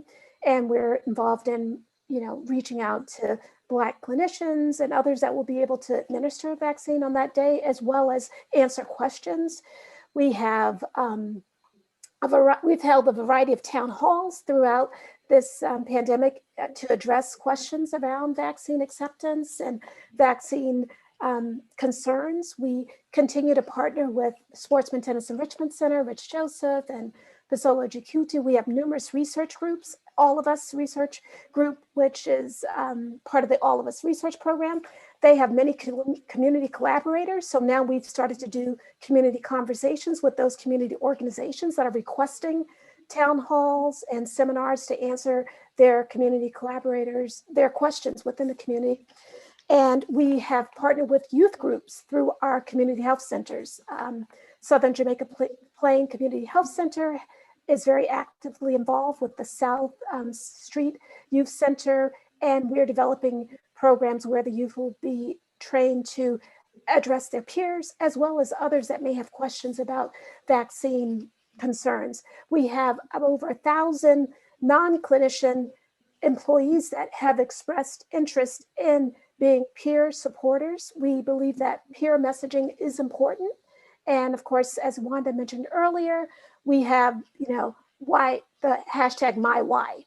And those are being put out on social media. Those employees that have been vaccinated, we're putting those #MyWhy on social media, and we're encouraging others in our community to create similar media content to counterbalance the misinformation that's being put out in the media. And we have a whole team equity group that's looking at how do we create effective messaging to balance the misinformation that's out there. And of course, we partnered with Mass League of Community Health Centers. We've created videos with them and various educational formats. And we're continuing to do town halls. We have one coming up this Thursday with foster parents, and the list goes on. So we're trying to address access as well as information and questions about the vaccine. Thank you so much. There's a plow, and thank you, Public Works. There's a plow going by right now, so just apologies to that, but thank you to our Public Works. Dr. Reisberg. Thank you so much for this opportunity, Councilor Arroyo and Councilor Campbell and all the other city councilors on the call, as well as all the other panelists. I really appreciate the opportunity to be here. My name is Robin Reisberg, and I'm the founder of Boston Community Pediatrics, which is the first nonprofit pediatric private practice in Massachusetts and one of the first in the country. Today, I'm going to present to you our plan for increasing vaccination to Black and Brown communities, which is called The Power of the Pediatrician. So at the end of 2020, in the middle of this pandemic, I founded Boston Community Pediatrics, whose mission is to bring true equity to pediatric healthcare through the integration of behavioral health services, pediatric wellness and care navigation, and traditional medical care. BCP was started after years of working as a pediatrician on the front lines in community health with minority populations, listening to families and their stories and really hearing what they wanted and what their challenges were that they faced as they navigated our healthcare system. Our theory of change locates us squarely at an intersection of an increase in access and an increase in relationship. And we believe this is the best way to shift disparate health outcomes. At BCP, we are mindfully and intentionally breaking down barriers to COVID-19 testing, counseling, and care, as well as building trust and relationship between providers and patients needed to successfully bring the vaccine to patients.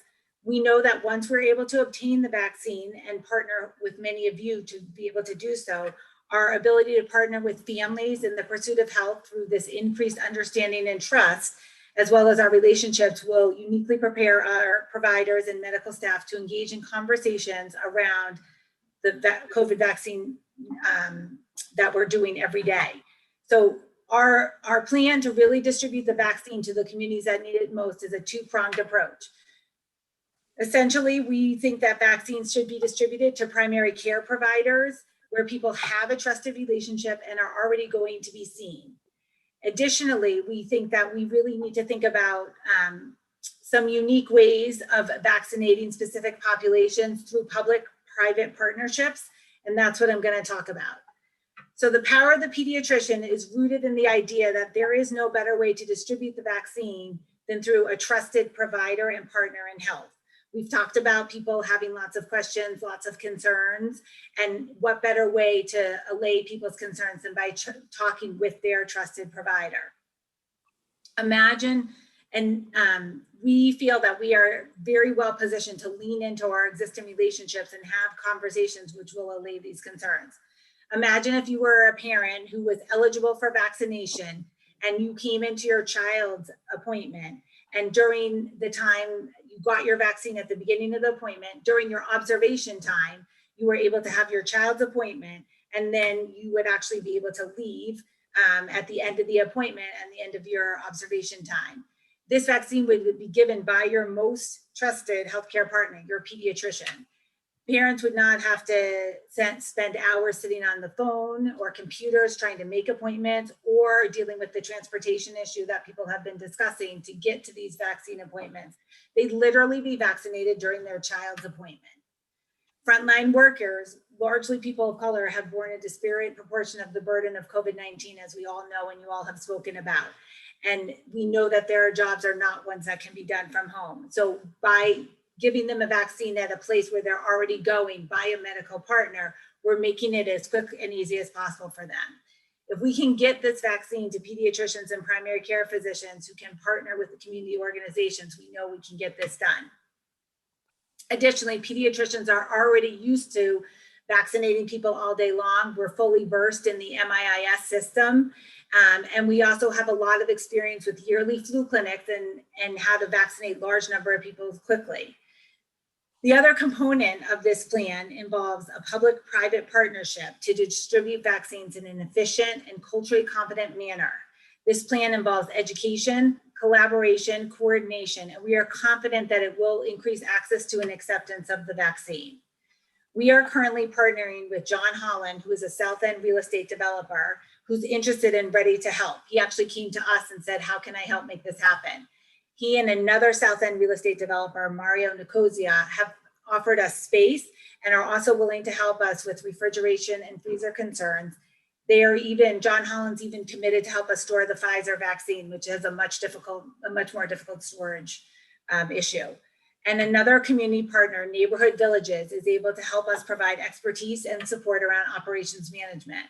We estimate that at the beginning, we'd be able to start at vaccinating 100 people a day with this model. And then our goal would be to increase that as we can. But it's not just, the goal is really to say who needs to be vaccinated and how can we do that in a systemic and coordinated approach. For instance, if there are community organizations that have eligible staff, how do we bring them together and do the vaccinations for their staff at the same time? An example of this, Neighborhood Villages is currently working with 9 early child care programs throughout Boston, a total of 575 teachers. They'll all soon be eligible for vaccination. Many of them are from— Hey, Rosie. Hey, Liz, how you doing? I'm grand. Liz. Many of them are from minority populations.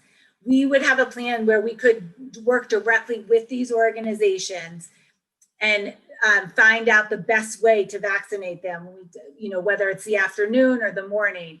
Additionally, because we have a relationship with these organizations, we could provide education sessions ahead of time with the same providers who are going to be vaccinating them, be able to answer their questions and be able to make them feel more comfortable as to what will come when they actually are getting the vaccine.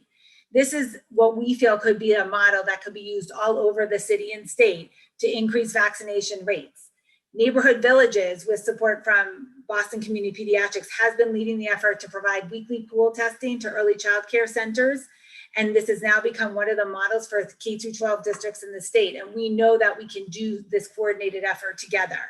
We are once again ready to lead the way with a replicable and scalable model for vaccination. As we look, as a team of people in Boston from all different backgrounds willing to come together to vaccinate Black and Brown communities, I urge you to not think, just think about large organizations, but think about smaller pediatricians offices, smaller primary care providers who have these really important relationships with their patients.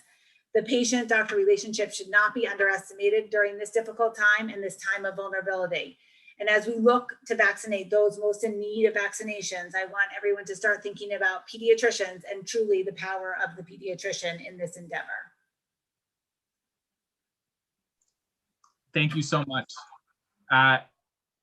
If I can go directly to, I think we have 2 doctors here from, I just want to make sure I get the name of the organization correct. Mass Coalition for Health Equity. And if we can have Dr. Andrew Marshall and Dr. Otugo. I don't know if you are going together or separately, but in whichever order you prefer to go or however you want to present is fine. Good afternoon, everyone. First, Thanks for having us here. Dr. Otugo and I not only represent the Massachusetts Coalition for Health Equity, who we've talked to you guys before on the issue of crisis standards of care, but we also represent the Office of Ideas and Brigham and Women's Hospital.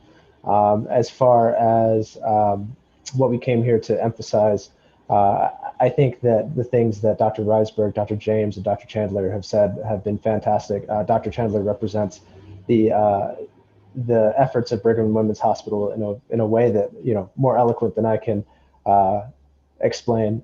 We have done a lot of things on our part to try to educate the community as well. We've partnered with Dr. Richard Joseph, who you've mentioned, to put out a podcast. We partnered with scientists participating in the vaccine trials to get messages out there about, trying to reassure the community about vaccine safety. We have also, it's worth mentioning that, we're also working to get sites up and running, like at Gillette Stadium, to do mass vaccination. And we're open to vaccinating not only our patients, but would like to vaccinate the broader community as well, provided we're given the additional resources. I think the main reason that Onyeka and I are here today are to talk about the things that many of you guys have mentioned, which are the fact that, the vaccination sites don't seem to be equitably distributed. And the fact that the access to the vaccines don't seem to be equitable. And so ultimately, we're here to advocate for our patients and nothing more.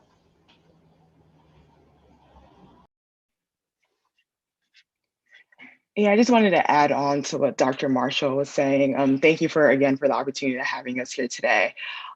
So community organizing is definitely needed, but this is needed in addition to hospital support as well as city support. We need to inform residents of where they can get tested and also address the additional barriers that they might have, such as language barriers.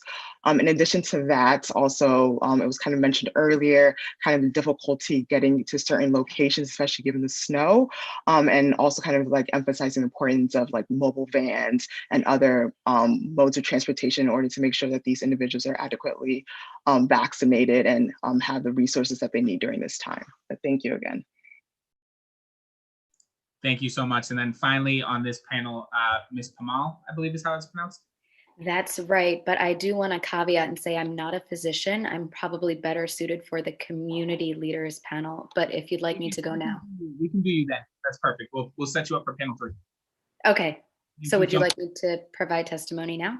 No, you can wait till then. That's perfect. Okay, all right. That would make sense in the context. Thank you so much. With that, then I'm going to go to Councillor Campbell for questions. Just given the time, Councillor Arroyo, and just the patience of folks, I'm going to allow, I'd like the community panel to go, and then I can wait to any questions towards the end. A couple of them were actually for the administration, which I'll send, specifically around granting organizations on the ground resources, monetary resources to be able to do this. I had some more specifics there, including around the public awareness campaign, right? This is an opportunity to grant women-owned businesses or Black-owned businesses around public awareness, or businesses or organizations that have the transportation capacity, to your question. So I'll save that for the administration, but really want to allow other panelists to go. Thank you very much, Councillor Campbell. And I will just say, we ran into hard stops with the administration, as often happens. I know. That left some questions on the table. So I'll make sure we get those over there as well. And stay on top of that. With that, I'm going to actually just combine the 2 panels. And so if we can have, and I'm looking at what they've told me is present. So if anybody has shown up, if you can just let me know. But we have Diane Wilkerson here for the Black Boston COVID-19 Coalition, Shalini Pamal for Doctors for America, Josiane Martinez from Archipelago Strategies Group, Claire Lewis Okalani, I hope I pronounced that right. If I didn't, please correct me, from ACEDONE, James Morden from the YMCA, and actually Sally Graham. I can't tell if that's you in the attendees list because it just says Sally. So if that is you, please raise your hand so that I can put you in the group. And if anybody has a first name only and they're here for a public comment, please change it so that we have your full name. Thank you very much. And so with that, I'm going to start with Ms. Pamal. I guess since you're there, we'll go with you first. Fantastic. Thank you so much for the opportunity to speak with you all this afternoon, Councilor Royer, Councilor Campbell. Really grateful to be here. I want to convey my perspectives from a step back. I think that our physician medical community has the expertise to contribute as it relates to vaccination sites and the mechanisms by which we are actually setting those up. My perspective is informed by community organizing and health advocacy experience. So my affiliation with Doctors for America is as a public health professional. I've been in Boston for 11 years now, first as a student at Harvard, where I was the community organizing chair for Phillips Brooks House Association, as well as a national campaign leader for Doctors for America before joining their board. From there, I served as a grassroots campaign leader in the effort to confirm our current Surgeon General, Dr. Vivek Murthy, during his first term in 2014, and worked fervently to mobilize public health and medical communities there to support his confirmation. And most recently, I've applied that to community organizing efforts in civic engagement and voting campaigns this past year. So these experiences collectively have required me to have a deep understanding of political, socioeconomic, and cultural realities faced by communities that must inform our public health communication and engagement strategy in order to effectively support these populations, and particularly those with historic marginalization and disenfranchisement. There's been so much rich information and experience shared here already, so please excuse any redundancies as just a reaffirmation of how important these points are.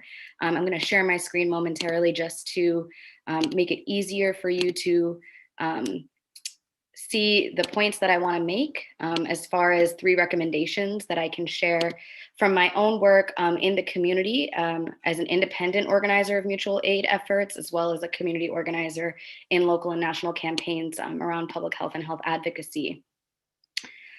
These recommendations are intended to not only thoughtfully work with communities on vaccine education and access, but also consider the broader context within which these public health hesitations and engagement challenges exist. Please excuse, I'm also trying to speak really fast so that I can make it under 5 minutes, but all of this is in written testimony as well. The first point being considering a vaccine education and access strategy that is contextualized within an asset-based approach in order to increase our potential messenger population, as well as expand outreach capacity to deliver that public health messaging. So this might require local partnerships to identify existing forums and community programs that already have strong engagement and longstanding presence, tailored messaging to address specific needs and concerns within distinct populations, and intentional spaces that provide trusted leaders with updated and ongoing vaccine information. Mutual aid networks, just like the one that I had started in early April, have emerged and are flourishing across Boston, Alston, Cambridge, Brighton, and all enable direct aid and financial redistribution during the pandemic. And these might also serve as a locus and a trusted resource for information exchange. The second point here is around dedicating more energy and resources to the policies and initiatives that address poverty, joblessness, housing, food insecurity. This is not just a public health crisis. It is a pandemic that has laid bare dual burdens of an economic crisis as well that exacerbate existing inequities. So trust in and enthusiasm for the vaccine and for vaccination can't be generated without attention to these broader social determinants of health. The pandemic has exacerbated food insecurity, housing insecurity, job insecurity. Women are leaving the workforce altogether to serve as caregivers, and forecasts show that the labor market's not going to return to pre-pandemic levels until the end of 2022 at best.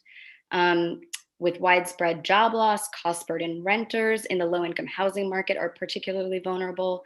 And this is all compounded by language access barriers. And that's been particularly disproportionate as far as research has shown within the non-English speaking Latino patient community. My colleagues at the Mass General Brigham Network have reported a 35% greater chance of death and lower use of telemedicine services. And I'm sure this must extend as well into other non-English speaking populations. So our vaccine outreach strategies and campaigns require an interdisciplinary approach, given that we're experiencing a multi-dimensional problem.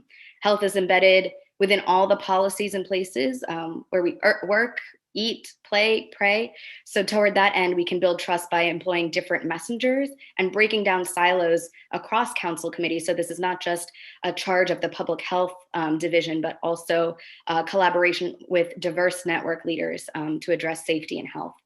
Lastly,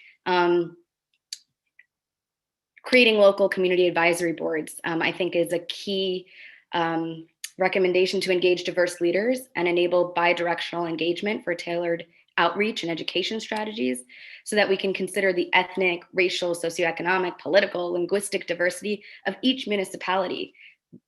Those demographics in Mission Hill versus Dorchester versus Roxbury versus Mattapan. I mean, vaccine hesitancy is not monolithic. I think some of my colleagues here have made that very clear. And so for some communities, it's rooted in historical and current marginalization. For others, it's due to insufficient data on long-term vaccine side effects. And for others, they're convinced by misinformation. So acknowledging that this requires a pace and approach that is unique to each community and not only employs the right messages, but also the right messengers is really key. So trusted community leaders should be prioritized as messengers and considered with a broader context. These can be artists, musicians, teachers, nonprofit organization leaders, religious leaders. I'm going to speak to students at Charlestown High School in March through their Diploma Plus program, starting there with youth who are, who have influence in their households. These individuals can all serve as effective ambassadors along with translators and interpreters. And so finally, I just want to say the effort to educate, inform, and inspire vaccine confidence requires a commitment to making the process clear, transparent, and compassionate with an eye towards our community connection and the assets that we already can leverage within these places. So when we consider all the strategies and tools available to us, this is our charge. Thank you again very much for having me be part of the panel.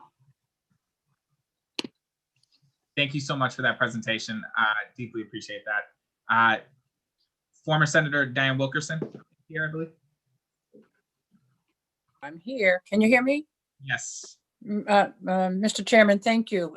Good afternoon. I want to thank you, Councilor Campbell, for the invitation, and to the council, really, for convening this. This is so important. I'm going to be brief. So much of what is going on, I think, on the ground has been said, but here's the thing. We knew, and I would also say that I'm here on behalf of the Black Boston COVID-19 Coalition. For the benefit of the council members, we came together back in the end of March of 2020, actually 1 year next month. There are now 240 members of the coalition. They represent clergy, residents, or nonprofit organizations, executive directors, doctors, lawyers, you name it, community activists, community organizations. It's been an incredible, we have police officers and law enforcement on.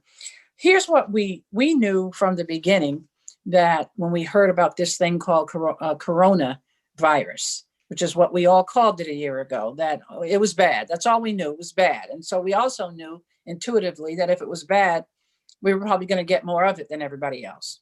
And so our first conversation was about that. It turns out we were right. We don't like to be right, but we have been really focused on drilling down on what's happening in Black and Brown communities around, well, we really focus on Boston. So I just want to be clear, we're focused on Boston, but certainly we know. You should also know that there is a Black Boston Coalition, COVID-19 coalition that was started in Springfield as a result of what we were doing here. So we certainly knew that the racial disparities were real. You can't get more real than what you said, Mr. Chairman. 1/3 of the deaths have been Black Americans.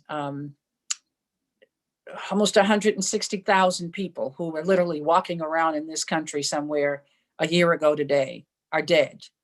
And the numbers don't seem to be waning. So it doesn't get much more serious than that. We knew it. We knew that the vaccine conversation, if we didn't do what we needed to do, was going to further exacerbate the disparities. And yet I am not hesitant to say that I believe that every single pivotal conversation that Governor Baker has made, and that's really where the decisions are being made, has only further exacerbated it. And it can't be because we didn't know. You mentioned this at the outset. I'm going to give you a couple of examples, talk about what's happening with the Reggie Lewis, and then I want to be able to answer questions. So the issue around who is accessing the vaccine was exactly the same issue we fought with the administration for 4 months about getting testing. It took us from March to July to get a mobile testing site in Roxbury. We focus on Roxbury, Dorchester, Mattapan, Hyde Park, and Rosendale because that is where the majority of the 160,000 or so Black and 170,000, 80,000 Latinos live in our city. So that's the focus of our community. We know that life expectancy for Black males at the end of 2019 was 73.2 years of age. 69 years of age, and for Black females, 73. Notice that neither of those numbers is even, so we have a 75-year-old age limit requirement because we think we're getting the most vulnerable. Christ, we're not even close. Sometimes to treat folks the same, you have to do different things for different folks. And that's really the position that we take. If we were really doing what we say we want to do, and that is targeting vulnerable communities, we would be doing this totally different. We would be targeting people who are in that vulnerable age group. And why it may make sense for 75 to be the age limit for white males and females, it makes no sense for that to be the age limit for Black and Latinos. It just doesn't. Our life expectancy is very similar. 26% of Boston, Boston Black population, 25%, and you mentioned 34% of the deaths. That ought to tell you something. We are, in fact, the widest gap between a percentage of population and deaths from COVID. In fact, I think for white residents of Boston, it's 44%, and they have 44% of the deaths. That would be, can you imagine that would be a welcome situation for us, that we were dying at the same percentage of the population? Right now, the Boston Black COVID-19 Coalition is working feverishly. We have co-partnered with the City of Boston and CIC, the company that has been hired by the Commonwealth to manage the Reggie Lewis tract. So much of the press in the last 10 days, there's been an article every single day, if you think about it, about the disparities. That in and of itself is because people like yourself and the counselors are talking. And so it's changing a little bit of what the governor's doing. We're still not there. I can tell you that when we started our tobacco cessation program in the 90s, we were targeting Latino teenagers and Black women, because that was where the industry was targeting their money. We had a requirement that 20% of that tobacco cessation money had to go to culturally competent and ethnic marketing firms. Every one of them that you can imagine was doing work around fashioning a program, fashioning messages. This administration, despite the fact that they've now received over $3 billion from the feds, it's not even our money, right? Like, they get reimbursed for 100% of what they do, has spent a total of $2.5 million, hired one Latino company, one Black-owned company, and he's bragging because they have a message. Our fundamental problem right now, if you want to know what's not working, is that our folks are not in the wavelength, they're not in the position, they're not in the space where they're even hearing about what's happening. It's not that we have an overwhelming number of people who are hesitant. Right now, I'm getting pictures text to me about the large number of Black seniors that are at the Reggie Lewis today. The City of Boston pushed opening that center soon because they knew we needed to get something open. But the CIC takes over the operation of the Reggie Lewis on the 25th of this month. And so I'm grateful to the city that they recognize the need to do something. but they don't do the scheduling. We're on our third registration process for the state, and none of them are working. The 211 doesn't work. If you saw what happened in Framingham, the initial registration process. So we're having direct conversations with CIC and their tech person, Vinay Gidwani, and connected them with the Urban League around setting up a call center where we're going to be calling people that we're pushing. They're meeting with the Latino Health Network so that we'll be able to do the same thing for that population. I think that's the only way this is going to work.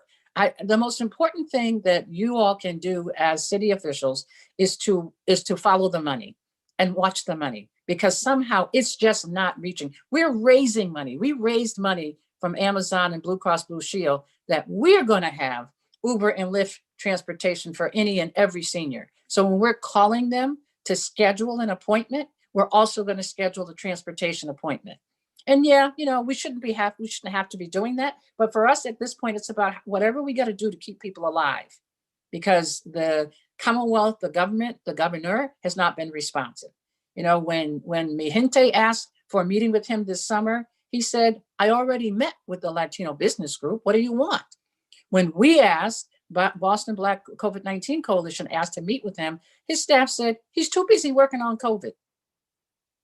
That's the level of response that he's taken this.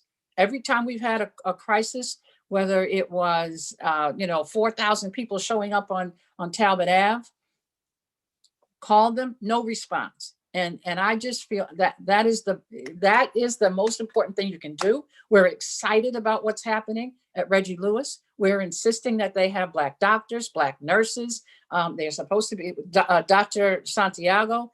He is the one who put us in touch with the folks at Brigham and Women. We're looking to do the exact same thing. So literally that will be the mass site, but we still have to have all of the smaller sites that was talked about earlier so people can get there. But we're in a race, really a race to get as many of our people vaccinated before we start seeing what is happening with this variant, because it's rolling over and rolling through communities, and particularly the South African variant and UK, it's devastating communities. It's now here and it's ravaging, and it's not even clear that our vaccine is going to fight them. And so, like I said, there's so much I could tell you and talk about this, because the coalition is doing vaccine every day. We're meeting with them today we've given them names of translators to translate all of the materials, but our folks don't know. We're in it and didn't know that Reggie Lewis was coming until the weekend that it was opening.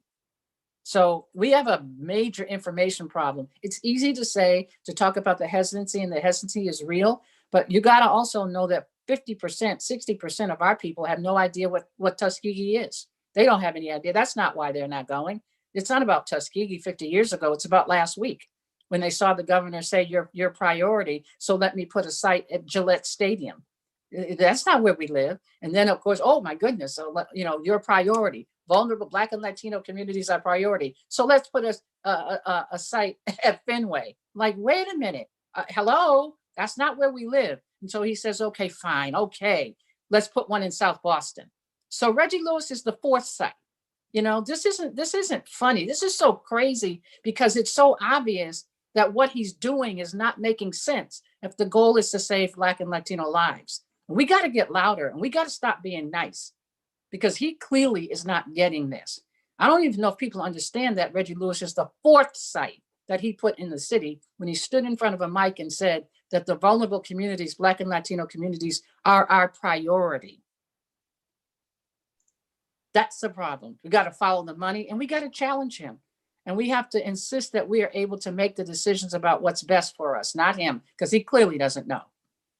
Thank you, Senator Wilkerson, for that righteous anger. Well directed and well said. I'm going to go to Mr. James Morton, the president and CEO of the YMCA. And then just so folks can prepare, I'll go to Josiane Martinez after that.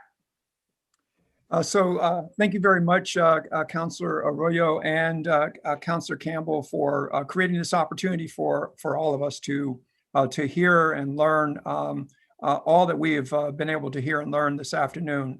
This has been an incredible panel, and I appreciate having the opportunity to sit here and listen to such incredible eloquence on the part of so many folks deeply committed to making sure that we get this vaccine, as it's been said, in the arms of as many folks as we can.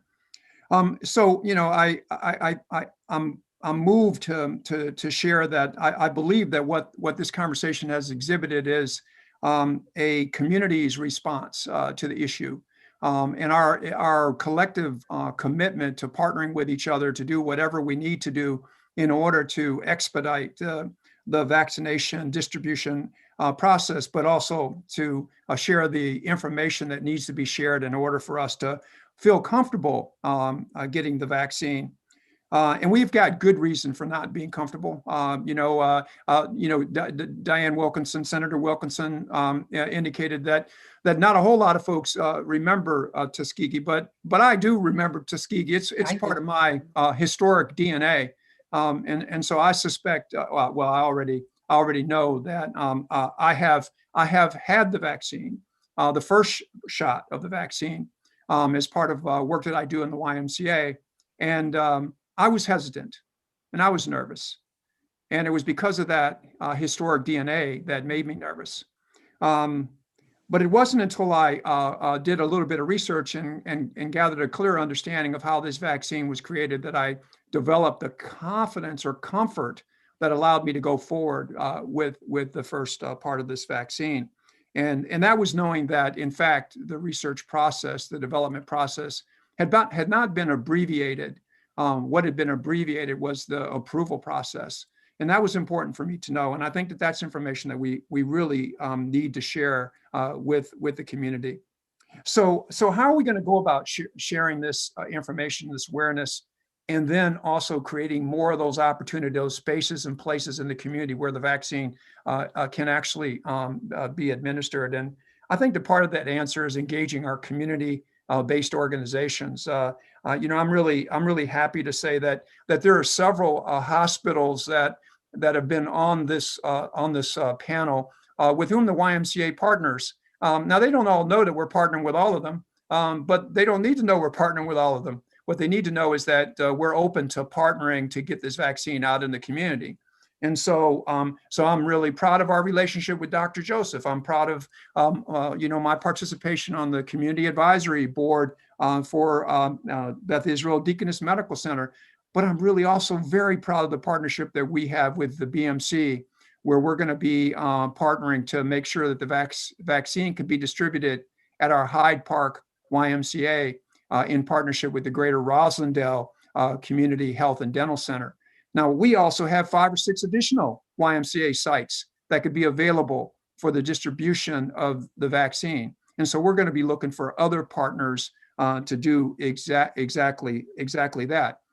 Because I think there was something that was said in this conversation, and that is that we've got to rely upon the trust relationships that many individuals who are leaders in the community and also many organizations have with the community.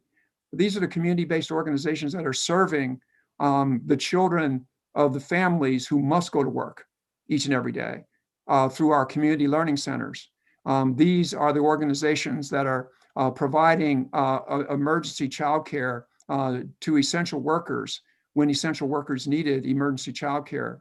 These are the organizations that have fed community and addressed issues of food insecurity and hunger prevention over the last 12 months. And so those are the organizations that we now must rely upon to disseminate accurate and clear information to folks about the vaccine. And those are the places and spaces that also need to be called upon to participate in the vaccination distribution strategies that get created in our city. And so with all of that, I'm excited about what I've learned today. I hope that there have been millions upon millions of Bostonians who've listened to this conversation so that they've been able to increase their awareness about the vaccine itself. And I look forward to working with many of you on this call to make sure that we're doing what we can to make sure the vaccine is available to as many folks as we possibly can as they become eligible for that vaccine. And that every effort should be made to make as many vaccines available to as many of our Bostonians and folks across the country, obviously, as we possibly can. So I will limit my comments to those and thank everyone for their amazing contributions to this conversation today. Thank you so much for that. And I'm, as the counselor for Hyde Park, a Hyde Park resident, I'm obviously deeply appreciative that the Hyde Park Y is opening up their doors that way. I'm going to go to Josiane Martinez, followed by Claire Louise Okalani, I believe is here. And so after Josiane, it'll be you, and then finally Sally Graham. So that'll be the order, and then we'll open it up to questions. So Josiane Martinez, the floor is yours. Thank you, Chairman, and thank you, Councilor Campbell, and all of the councilors for having me here. It's an honor to be here today, sharing with you my experiences.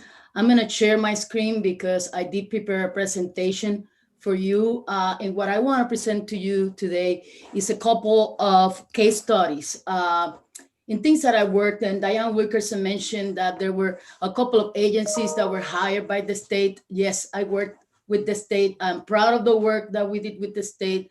And I want to show you some of the things that I think could be applicable for this as we think about vaccine, campaigns. First of all, I'm the CEO and founder of ASG.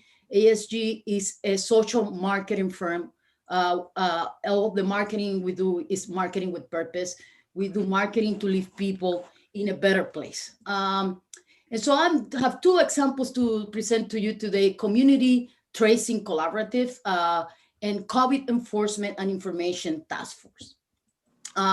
Like I said, minority-owned, one of the few minority businesses that have been engaged in some of these strategies by the state. These are some of the people that we're proud to partner. And basically to people, these organizations hire us to help them understand, develop, and execute their vision to change behaviors to basically help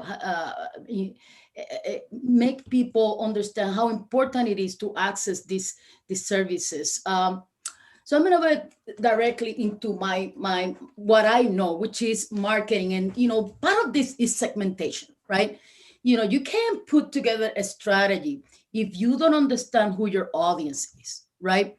And this is part of the issue with many of the campaigns that are there. That, okay, sounds very cute, but in reality doesn't translate to different languages. And it's an example that people haven't taken the chance to segment the population, right? To look, for example, when we work with the Community Tracing Collaborative, we look at the hotspots, we look at the languages that were spoken in those individual hotspots, we look at the number of cases, we look at the rates, but we also look at the socio-economical, level of these communities, right? And, important to say that Boston,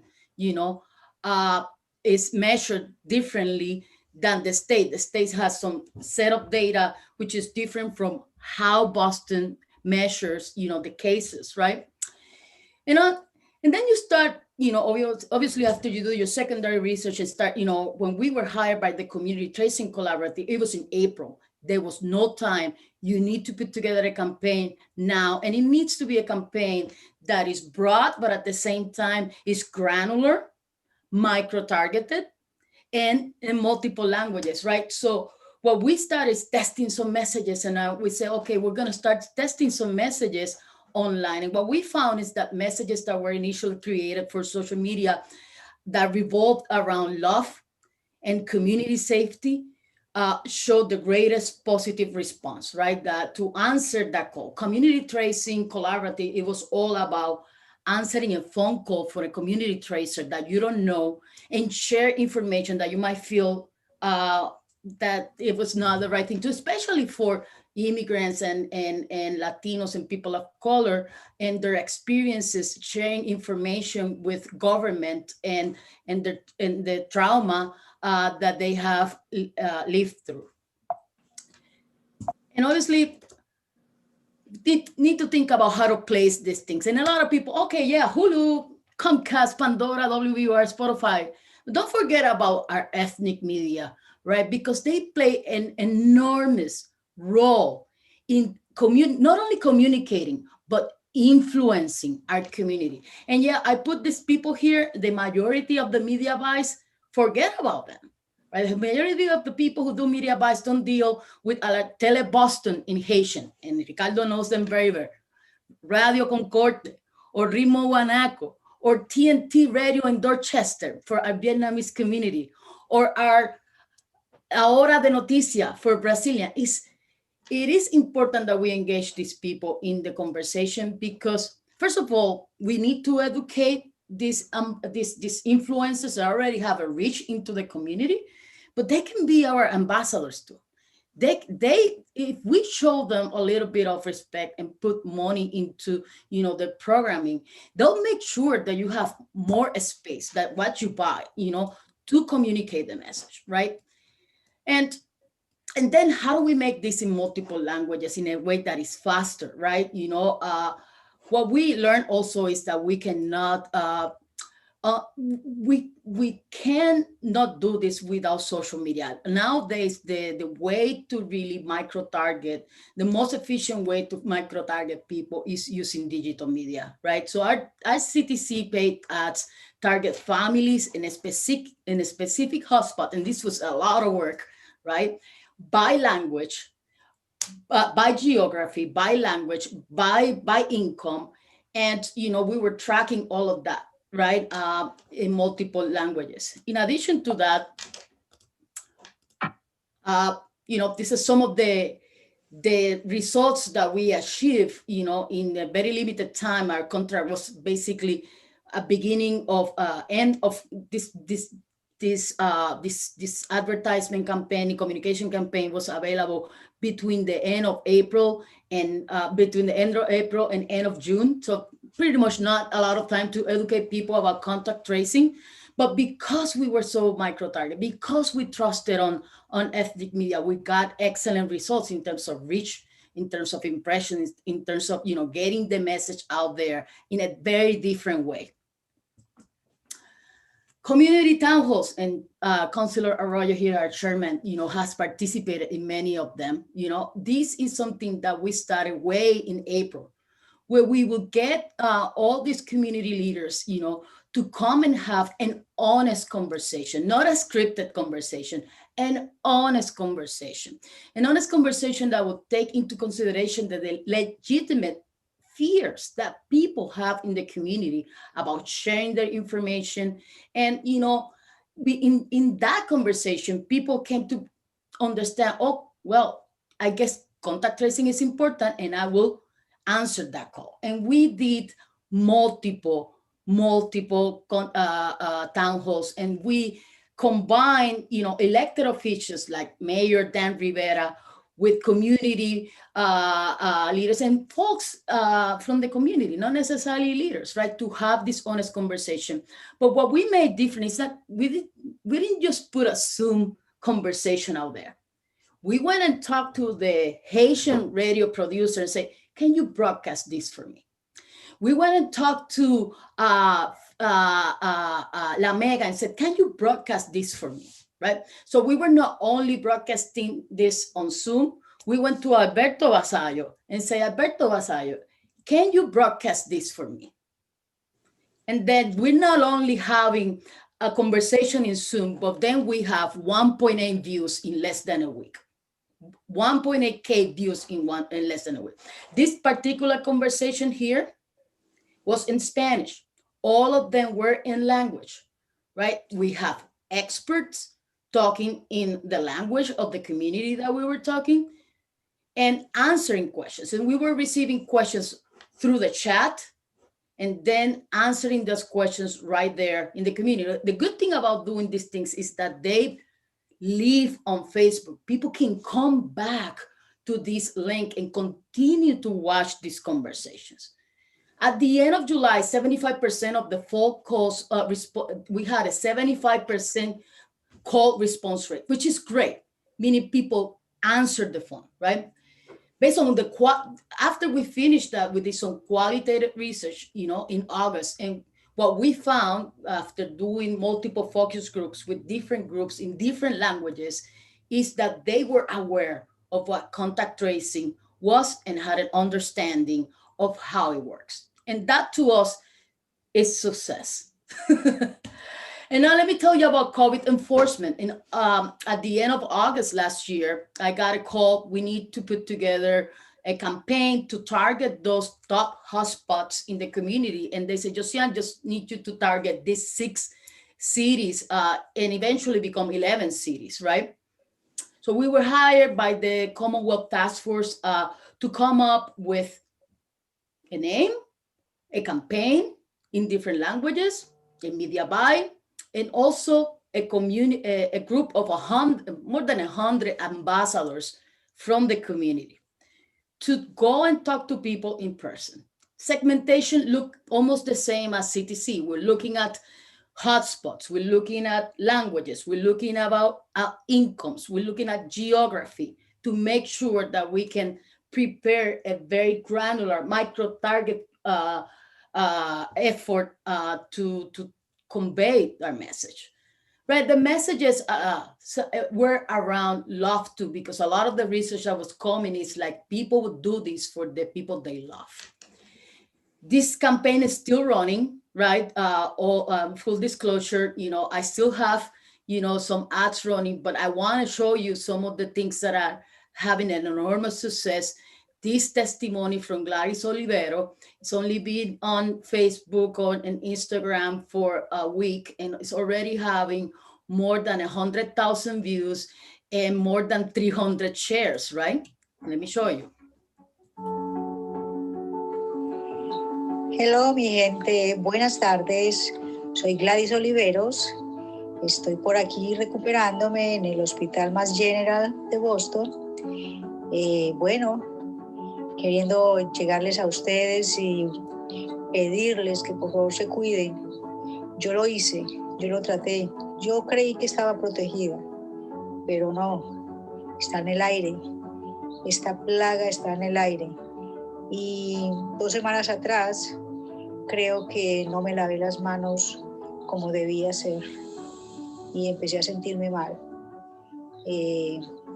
Al comienzo creí que era capaz de tenerlo en mi casa y sobrepasar, pero una semana después mis pulmones colapsaron. Empecé a faltar el aire, la respiración y bueno, debí venir al hospital. Ya llevo aquí semana y media. Por fin, mañana regreso a casa y ha sido difícil. No le deseo esto a nadie. Nuestras acciones tienen consecuencias. Por favor, toma responsabilidad. Cuídate. All right. So while we have this campaign going out there, while we have all this communication in multiple languages, I also have individuals in different communities, 9 communities, right? Distributing materials, knocking on doors, creating partnerships. We distribute more than 1.1 pieces of, PPE.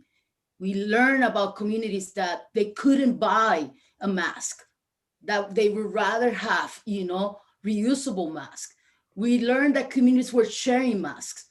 We learned things that were important, but most important, these people were part of community organizations, right? And, a lot has been said here about partnering with community organizations. So I fully agree with that. But there's gotta be a comprehensive campaign, a unified message, and a structure for those community organizations to work off, right? And there's gotta be data collection. 3 models of engagement: tabling, supermarkets where people go. If anything, people go to supermarkets and pharmacies. So we were there. Business walks, we were there distributing signs, right? We were partnering with businesses and saying, can I give you a hand sanitizer stand for your business? They will take it. And then we put together care kit drops because we found out that people needed this PPE and needed more information. They needed to know where the testing sites were. Partnerships, like I said, partnerships with different with different organizations, but also with the boards of health, right? And making sure that they also have all of our content, right? Here's some examples of community in different communities doing standouts, going out there, posting signs, delivering PPE in barber shops, churches, beauty salon, bodegas. They all became our partners on this. But the point here that I want to make is that, if we want to think about campaign strategy, it has to be a unified campaign. It has to be consistent. I hate to see so many messages, that are, trying to communicate the same thing. I think that's not going to work. Also, it has to be culturally relevant. And this is not just about translating, please. Translating is great. But if you don't make a message from the beginning culturally relevant, it's not going to go anywhere, right? It's about understanding your audience. Peer-to-peer, yes, that's what works. We want peer-to-peer. What I would recommend is a structure for the community organizations, right? In where they can report data. I recommend a GOTV vaccine campaign where we go door to door and we talk to people in their language, and we collect data about the levels of hesitancy that people have, so that we can come back to the boards of health and say, well, we have a problem in Hyde Park. We probably have to come back and recalibrate our message. I do believe that we need mobile vaccinations. DPV strategies is partnering with Mass General to do testing in East Boston and other hard-hit areas. They are equipped to do the same, to bring vaccinations to the community. And in closing, I think, that everybody has the best intentions here, but we have to be intentional. Intention is what matters, right? And that shows when, messages are created in silos and really don't resonate with the community. Thank you so much for this opportunity, Chairman Andrea Campbell, and sorry that I took a little bit more time than what I had. Thank you, Ms. Martinez. Ms. Okalani, and if you could just make sure that I pronounce that correctly, because I think giving people their names. Yes, Counselor, you're absolutely right. Oh, I keep getting lucky with this. I appreciate it. Thank you. If you could present, please, followed by Ms. Graham. So the floor is yours. Thank you, Counselor Arroyo and Counselor Campbell, for the invitation. To all colleagues, protocol observed. Thank you for all being here and sharing a lot of points that some I didn't know, and some that are pretty much the same that I'm going to mention in this meeting. In this hearing. Back to the former Senator Wilkerson said something very important. Different strokes for different folks, and I think it's crucial to have that cultural understanding. I'm sorry, I didn't get her name, but I'll get it. As my former colleague said, it's very important to bring that cultural aspect into the discussion of making sure these vaccinations are out. I will speak to what's going on right now with the community that we serve, which is predominantly Somali, but we also do Ethiopian, Sudanese, Tigrayans, Senegalese, and we are at a point where we have two forces, external forces, pushing against the messaging that's coming out about vaccinations. And one is having way too much information and not knowing what to do with it and where to go. And the other is getting misinformation. The latest one today is that the vaccine can turn people gay, which now we have to go back to the drawing board and talk about that. We can counter each of those independently and have discussions around that. But what's missing from this particular exercise is the social capital. You have to pay attention to the fact that, and Dr. Chandler mentioned this, social capital is very important. If we have worked with a lot of CBOs in the last 12 months around food distribution, necessities, PPE, these are the organizations that have built the social capital enough to make sure that this vaccination exercise takes place effectively. Another thing that former Senator mentioned, Wilkerson mentioned, is that time is of the essence. We are now, before it was a race towards making sure that people were not infected. Now it's a race against the variants that are spreading. This is Brazilian, the South African, the UK variant. And we need to still keep the same energy. And that's something, and this was something I realized only after I managed to get back into the office. And we were talking about a coalition of CBOs that are trying to reach out, that have reached out to Boston Public Health and Brigham Women's. A lot of us actually came down with the virus. 98% of us actually came down with the virus, symptomatic, and we're still out here.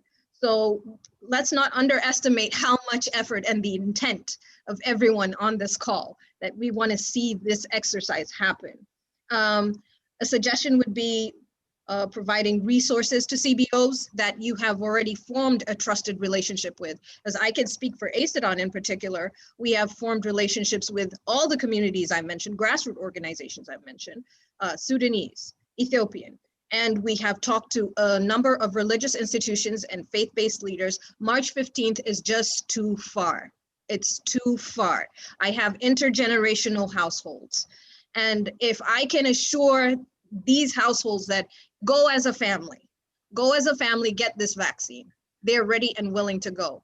I have a lot of undocumented people who are sitting back and saying, well, I have a comorbidity, but I do not have, I'm not in the phase. So what do I do? I have a lot of questions surrounding the different phases that Boston Public Health is having at the moment. And everybody seems to think that they can get it after 6 months, even though they're willing. So it's also important to take into account ambassadorship, because that's also a form of social capital within these communities. If we can use a model, and I borrowed this from Beth Israel, live, work, play, pray model. I added the pray because don't underestimate the fortitude of religious institutions. We need, I'll speak for Muslims who are, Ramadan is coming up in a month, and getting all these mosques on board to have sites is definitely going to speed things up within that community, because this is the holiest month. It's doing right by everybody. And this is something that I think you can take advantage of. I won't take too much time. Everybody has made valid points. Oh, one more thing. Councillor Flynn was absolutely right about the digital divide. It's very real, and we need to streamline that as much as possible. Whether it's through CBOs and we have to do the calling, we have to do the reaching out, we are ready. So thank you for this time. I yield my time. Thank you. Thank you so much. And Ms. Graham, and then we can go to the remaining councilors for questions. Ms. Graham. Okay, here I am. Finally, I'm slowly getting up to speed on this. Thank you all for calling this hearing. Thank you, Councilor Campbell, Councilor Arroyo. I appreciate everybody's time and effort, and certainly I feel like I've been sitting in a seminar for the last couple of hours, just learning quite a bit. I am a resident. I'm a resident of Codman Square in Dorchester. I live right down the street from Codman Square Health Center. They have done a fabulous frontline job, as has the Dorchester Y. So I just want to give two kudos to those two organizations. I think that I'm also work a lot with community neighborhood organizations and my neighbors and friends. And I think that there's a lot of chaos and confusion going on. It gets translated at the ground level with a lot of misinformation, and people are getting more and more frustrated, and a lot of that frustration contributes more to the vaccine hesitancy. They don't know what they're doing. I'm getting double stories. You have to have access on the internet. There are a lot of seniors in my neighborhood who do not have internet access. And when I tried to go on to help out a neighbor, I was directed first to Walgreens, where you had to have an account. So there was no account, so you couldn't get on through that. 211 was not up and running over the weekend. There is an a state assistant number that doesn't operate on weekends. So I think that there have been a lot of missteps. I understand that the city is at the bottom of the, from the federal government to the state government's response has been abysmal, pathetic. And the city, I think, is starting to come together and get things done, but it's been a very chaotic. I'm not telling you guys anything that you don't already know with the chaos and the confusion. I think going forward, there are a couple of things that I would suggest. One is there's a lot of cleanup that's going to need to be done at all levels within the city about what has happened and how all of the bumps and people are going to need to be, people being the messaging that goes out, and the people who are talking to people are going to need to be really transparent about the screw ups and the failures, and that they're trying to get it righted. Because, for instance, I called Codman Square Health Center the other day for my neighbor to see if she could get an appointment there. You had to be a patient. The person told us you had to be a patient.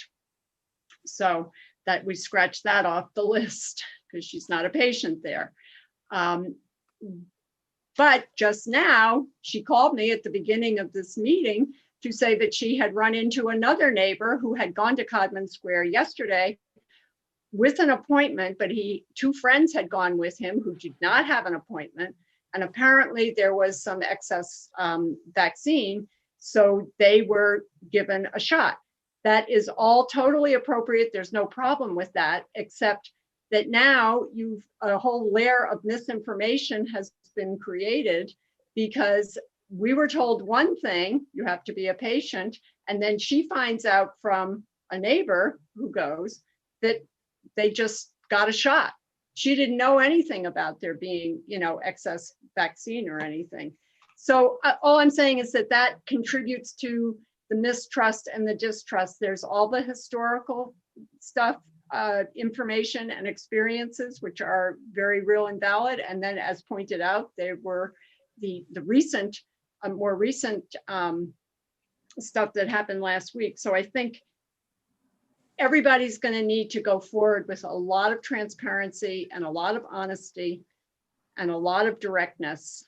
And I think also the state has made it incredibly complicated. And I think a good message needs to be that keep it simple and make it so that people can get to it. I heard Senator Wilkerson talk about, Fenway and Gillette, which is just, it's absurd. Most people don't have cars, or if they're lucky enough, somebody can take them a couple of blocks. That's about all I have to say. I think it sounds to me like a lot of people are doing a lot of really hard work in many different arenas and many different levels. And I think it is coming together, and it will come together, but there's still a lot of work to be done. And I think the closer that resources can be directed to the ground level, to the granular level, the more compliance and more people will overcome their hesitancy and get a shot. So thank you very much for giving me the opportunity to speak. Thank you so much. And so for the remaining counselors, which I believe is myself, Councilor Campbell, and Councilor Mejia, I had time limits prior to this. I'm not going to have time limits on this because so many other counselors have dropped off. So there'll be one round, ask the questions until you feel satisfied.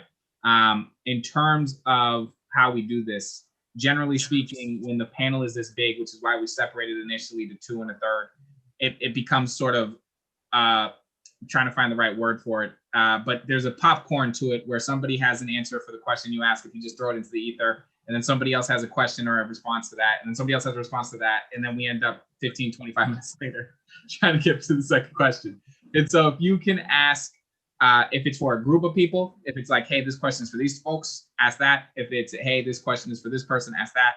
But if we can try to make sure that we have some intentionality with who we're asking the questions, that'd be fantastic. If you are in the attendees group, by the way, and you're here for public comment, if you raise your blue hand so we can start to get ready for you, that would be great. And with that, Councilor Campbell, the floor is yours. Thank you, Councilor Arroyo, and thank you to this last group of panelists. You know, obviously you guys have busy schedules, you're out there saving lives, and to stay on this long, I am grateful. I will tell you, and I was telling Councilor Arroyo this offline, I'm a little disappointed that the administration had to jump off, because I want them to hear what you guys are seeing and experiencing on the ground so it can inform changes to their strategy, right? Or get them to think outside the box. So we'll clearly lift up everything that you have been saying, send that to them on ways in which we can do better. This is more, I think, directed to, maybe it's Claire, Josiane, Diane, or Senator Wilkerson. To start, I guess others could chime in, and it's a broader question. You know, I get frustrated, and I'm going to be very straight with whether it's internal briefings or conversations like this, where the city presents as if we're doing everything great and wonderfully. And then I get to this kind of panel, and it's not to knock and say we're not doing a good job, we're working hard, but we may not be impactful or effective in reaching the communities we need to reach yesterday to get them vaccinated. And so what I'm hearing, and of course I'm taking a lot of notes, is yes, we need to resource and grant organizations on the ground that have trusted relationships, and to think outside of the traditional community-based organizations too, whether it's mosque, religious, all kinds of folks that can play a role through this peer-to-peer contact to get folks information, to be a point of contact, to give them transportation and everything else they need to get that vaccine and get back home, and continue to have that follow-up to check in on them. Resources. But I'm also hearing, in addition to granting organizations some level of resources and monetary resources, we also need to be thinking about who actually is best to coordinate all of these players. Because one of the things I do not think we're doing well is coordinating all the players. I think that's just evident from this hearing. Everyone's doing some wonderful things. We all had to reach out to you individually to say, join our meeting. But we're not coordinating. I don't think we always do that best internally at City Hall. We're all working on it. We all are working on it. But then externally. So I'm curious to hear from your perspective, and maybe it's not the city that should be doing this, right? Maybe it's offering up more grants and resources to organizations externally to help us do the marketing campaign, the organization operations. But I'm curious to hear your response to that question, because I just do not think that we're doing an effective job of coordinating all these stakeholders, of ensuring we're delivering the same message, responding to the same fears, maintaining data, sharing data with each other. So just, I would be curious to hear your response, because otherwise I think we'll be back here in a month having the same conversation. Sorry, Councilor Roy, that can be a few people that answered. It was hard to direct. I think everyone has something to say. As long as it's like in a realm of yeah, that's fine. So, Councilor, I would say that if I could, yeah, our relationships and our connects have been different in phases. When COVID first started, when we were trying to figure out the what, we were trying to figure out the impact, school. Much of our conversations was with the city, and we were frustrated because we did not think they had answers. Right. Mm-hmm. The testing was this kind of the testing, tracking, and tracing was the next phase. We worked with the city to finally get community health centers in the mobile testing in our community, because although right from the start they said communities of color, Black and Latino were the hardest impacted, but the testing was ringing our community. So we're reading every day about the massive testing going on, in Charlestown, South Boston, Brighton, you know what I mean? It didn't make any sense. And so that fight then became us and the city against the state. And the city ended up responding. And so just as an example, when we finally worked out the relationship with Whittier Street and Harvard Street to have them do the testing, we got a flyer the night before in June that we're going to do testing in Washington Park Mall. And I say the Boston Black COVID-19 Coalition, we sent it everywhere we could think of. They had 755 people who showed up the next day on less than 24 hours notice to get tested. It was 2 days in that first week. And between the Wednesday and Thursday, they had 1,400 people. And, they kept saying, well, Black community, they don't want to be tested. Yeah, they were looking. We have such a major lack of information. The vaccine conversations has been more an attempt to deal with the state because they're controlling so much of it. But what's happened now is that because, the Boston Black COVID-19 Coalition got a resiliency fund grant because the city knew that they weren't able to kind of be on the ground, knocking on the doors, talking about the testing. And so consistent with what Josiane said, we actually empowered several different partners. So we have the Cape Verdean Association responsible for that population. We have the Haitian Community Baptist Church. We have this is for Claire Louise, I wanted her to know, we have a partnership with the Activated Massachusetts African Community, because they have a different dialects that we hadn't really thought about. So that's their role. Martin Vinay is our point person for the churches, the Black churches. Dr. Martin and Elmer Friedman are dealing with our wellness checks. They both have teams of young people we're on the call. We call the seniors every day. Shirley Shillingford is one of our partners from the Caribbean American Carnival Association because of their reach with the Caribbean community. And she has been our food partner because that food insecurity is real. So as we're checking on people, we have Priscilla Banks from BG. They're distributing gift cards. So we have a form. It's very, very sophisticated. If you haven't seen the website, please go take a look at the Black Boston Coalition website. It's fabulous. It's every day we update it. But you're absolutely right. The vaccine piece has proven to be so problematic. I've learned so many other people were involved in this process. I'm not surprised about that. I understand it. It could be more coordinated. But I think the point is that if we have 100 people out there just trying to get everybody we can vaccinated, then we'll be successful. And I think that it would have been nice to be able to do it. I'm not sure we can reel that in, Councilor Campbell. I totally agree with you. Because we're seeing it right now, and I would love to be stepping over people. There is a fundamental lack of a communication process on the ground. People across the street from the Reggie Lewis did not know that it was opening. Many of our people found out when they saw the newspaper article that 95% of the people who showed up on February 2nd were white people from out of the community or out of Boston. So the governor has made a commitment that they're going to have days set aside for Black and Latino communities. So we will be the exclusive users for Reggie Lewis. How we're doing that, CIC is developing a whole new registration system and a process, because even they understand that the one they have now doesn't work. You can't do registration by saying everybody 75 and older, get online. The idea that was like somebody's, like that was a decision. Exactly. So it's like, Senator, whether it's the Black COVID Coalition, folks in various communities, the APIA community, right, who Councilor Flynn was lifting up, and we were trying to get some representation here. Everyone is doing incredible work. But what is the overarching strategy, right? Who's the point of contact? What's the timeline attached? How do we hold each other accountable, right, to what we commit to doing in respective communities? And I think there is a gap. And so for me, you're right. How do we as a city resource that, right? If we cannot do that well, because these are things we can be doing now, while of course advocating for the state to change criteria, to give us the resources, et cetera, to step it up. So that's the piece I really want to hear, some more on, is what we can do. Josiane, I saw your hand raised. Yeah, thank you. Coordinate each other.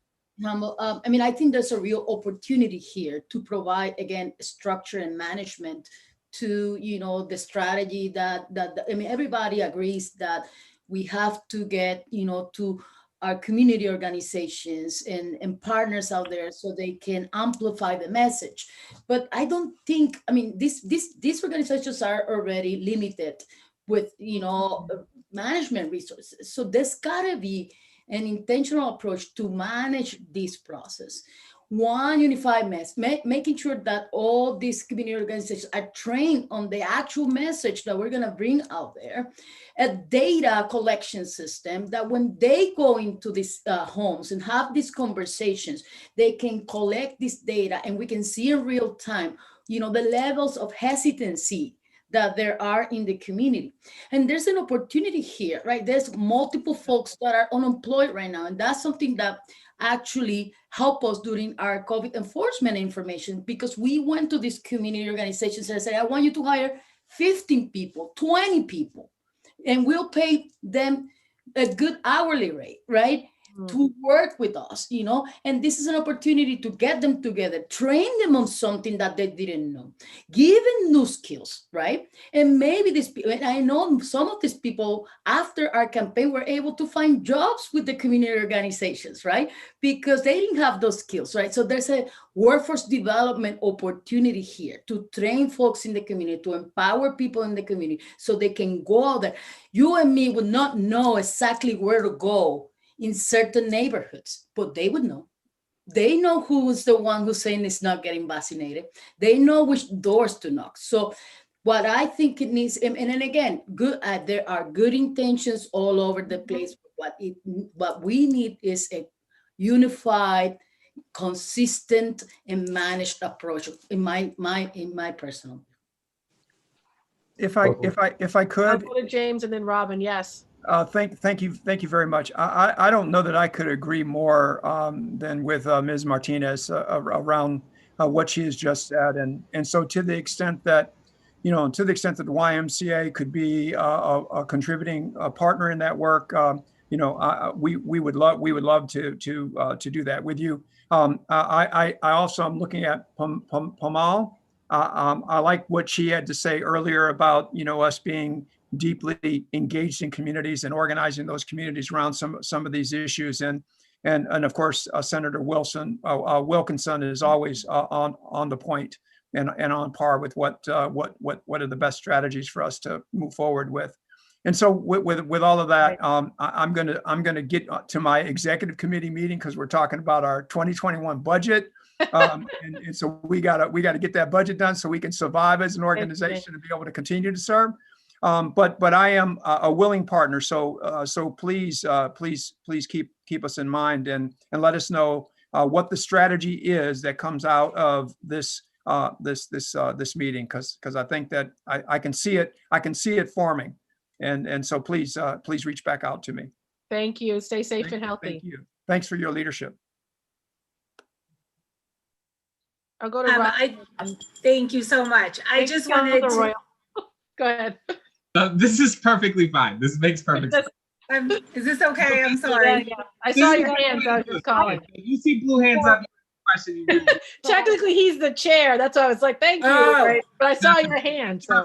This is just quicker and easier to do it this way. So this makes sense. So I'm just, okay. Chairman Arroyo, excuse me 1 second. I'm sorry. I have a board of trustees meeting at 4. That sounds very important. Yes. And Councilor Arroyo, while I appreciate I just wanted to let you know. Thank you. That I'm just trying to figure out what the rules of engagement are for this part, Arroyo, in terms of like how long are we going to go, so that way I can just handle a few things and then come. I mean, like, just let me know, because it's, I'm just. So the goal is to try and do this in one round for each person, so we don't have to just keep cycling through, and maybe we can get it done faster that way. Councilor Campbell's currently asking questions, and then it would go to you. Then I'm done. That's right. Yep. And so I don't know what the time frame there is on that, but that's it. That's the order. Literally, you're next. I just wanted to talk about one strategy that people have been talking about that I really think is going to work as a medical provider also who's able to give the vaccine, is really connecting. So many people talked about smaller organizations and really connecting an organization with a medical partner. And I know, like, in many cases that's happened on large scales. It sounds like with some of the larger hospitals and health centers, but I know there are so many smaller organizations. One group that I am really trying to work with is, as I mentioned before, early child care providers and teachers. They are going to be up soon. And what is a coordinated effort for us to get it done? And I think if, like again, as I talked about, we have a plan where we could get this done and we could get it done quickly. What I don't have is any vaccine. And I, have not been able to get that as a small medical institution. I'm new, I'm small, and, but I'm able to kind of do a lot of things quickly if I were to get it, but I don't have it. So I could work with Senator Wilkinson's groups and say, look, what group can come this day? Is Saturday better for you? Is this day evenings? I can be very flexible with that in community organization, but I need the ability to be able to do it and to be able to move forward knowing that I'll be able to do it. But that's where I think I'm always sort of start on the ground and move up. And so I'm, starting where the people are, what patients are telling me, what parents are telling me, what their concerns are, what their struggles are, and knowing full well what they've gone through in COVID-19, having to be home with their kids and having to leave jobs. And as everyone talked about, struggling with food and so many other issues. So if we do it in a coordinated way, we know who's coming in. We actually can even get resources to people at the same time that they need. And so how do we think about doing that all at once? So, I just want to say that I am willing to work with the city, the state, all of the city councilors, so many organizations, and I'm excited to do so. And I look forward to that opportunity. Thank you. And I'm going to go see patients now. So thank you again for this opportunity. I really appreciate it. Thank you. I'm almost done, Councilor Arroyo. I just, I saw Andrew and Shalini have their hand up who wanted to respond. Thank you. I wanted to reflect the question back when we talk about coordination. Because there's so many dimensions to this conversation, there's vaccine access, there's vaccine information and education, and there's also the social determinants of health that go underneath that and kind of underpin the whole thing. The question for me is, at what levels do we need coordination, and how are those subsumed within an infrastructure that isn't creating more bureaucracy, so that we are not getting multiple layers of reporting or multiple connections. I mean, one potential solution in community organizing, there's a snowflake model in which we could say there's a hub, but then there's autonomy, in different ways, where the community of Mattapan, the community of East Boston, the community of Dorchester, however that works, has an infrastructure that leverages channels that are already working. And so I think it was like Ms. Martinez suggested, if we already know what's working in these communities to get information out, the vaccine is separate. This is just one in a litany of other things that we're going to need to build trust around. It's just the current flavor of the moment that we're trying to work on. And so if we're thinking about it in that perspective, identifying the right community partners, empowering them with information. So it's the network that's within Senator Wilkerson's community that already have access within Roxbury and all of these places, and saying, here's the information you need, here's the reporting structure, here's the I think the centralization comes from what's the bedrock or the touchstone of educational materials, translated, up-to-date statistics, vaccine availability dates, all of those things, so that these places can be their own stewards of that information, because you're tackling trust in that way, and you're also empowering. And I try not to use the word empowering, but you're giving more resources here, because the other component here is, if it's the city is holding purse strings, or the state is holding the purse strings rather. And so then we're necessarily tied to the places where there's money to support these things, but the places that are actually better equipped to be the messengers and to be stewards of the information don't have the resources. So how do you make that connection? But then also think of this as a multidimensional campaign. And scaffold it better. So it's not just access, it's the information, and then also tapping on the infrastructure that already works.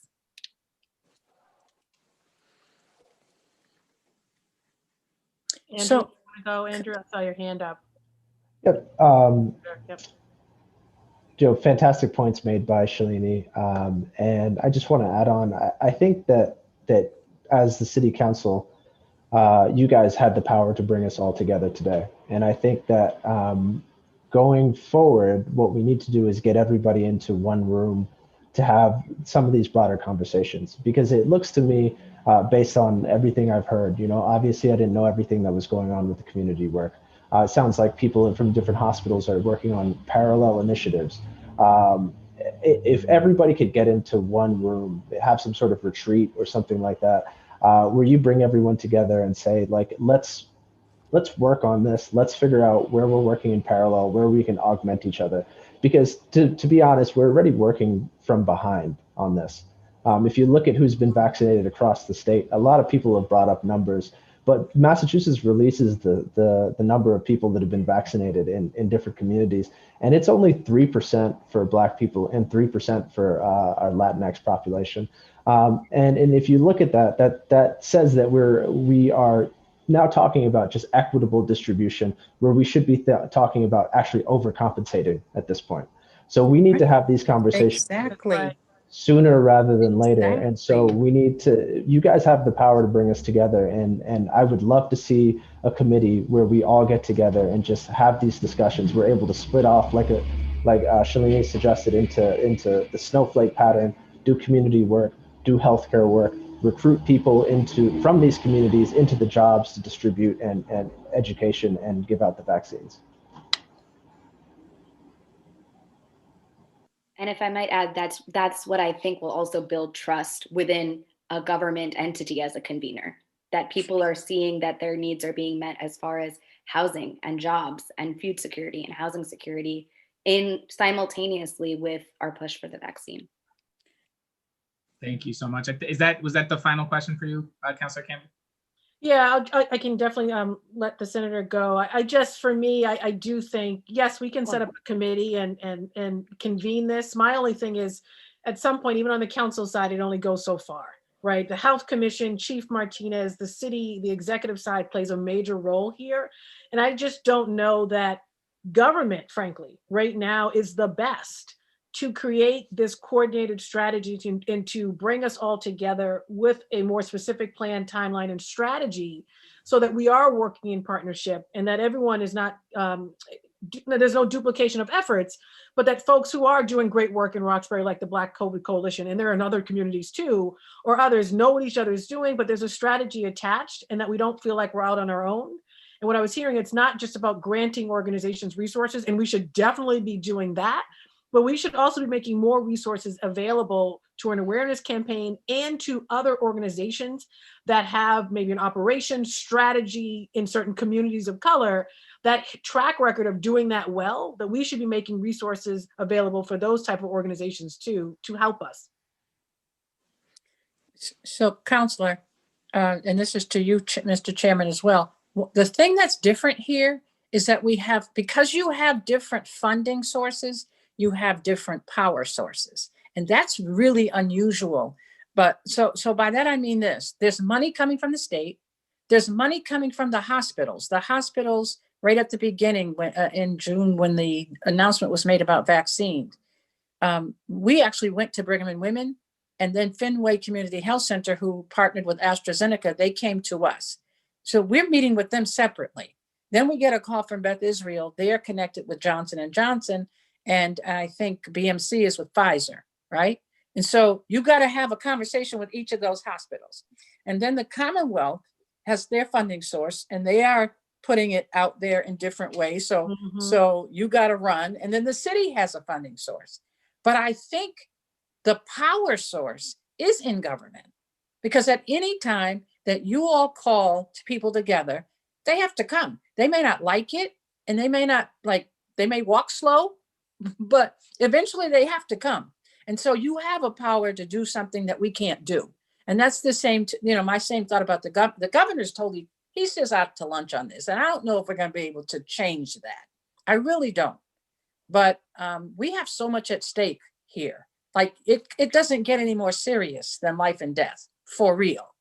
And so I would really, really, really implore you to flex that muscle. We've been working with Council Mejia. We've been working with you on different aspects of this around just the response. I mean, I tell people about the experience that we had over the whole summer when people were bucking the you know, no big gathering compliance and the masking, and you saw what happened. They had a big party in Cohasset. They had a big party in Chatham.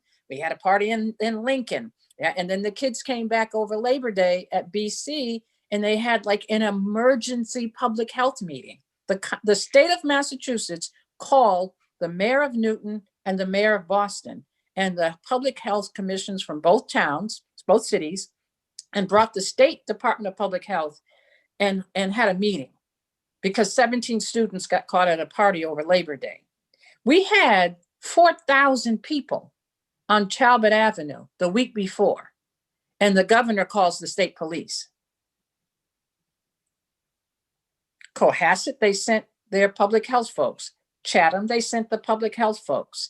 Boston Harbor, remember the big boat cruise? They, you know, they talked about a fine, but they met with them. They ended up talking with people who were there about public health. For Dorchester, for the Black and Latino communities that were celebrating that week, they sent the state police.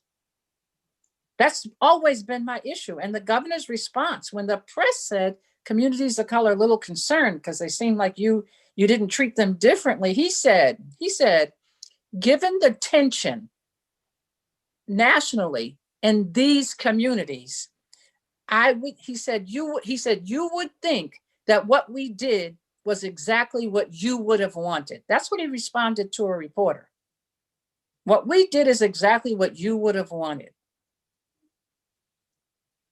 So when he says right now that they're going to open up, we're going to phase 3 because we're doing testing and the numbers are down. Yeah, except for Black and Latino people. Everything is except for Black and Latino people. And when they do that, understand what happens. The people who have to get called into service to accommodate the increase to 40%, right? In the gyms, it's all us. So our folks have that's their job and they got to go because they need income. They don't have any choice but to say, I got to go to work. So we're the ones who then get put in bigger danger every time they do that, which is why we've never been able to get lower than twice the city's average. So when they say that right now, Roxbury, 02119, 02121 in Grove Hall, they're at 10.1%. We're at 9.8%. A month ago this time, we were at 14.7%. And the city says if we get to 5%, we close the schools. They closed the schools at 5%, and we're almost 3 times that number. And there's been no, like the flag, the red alarms, like all alert.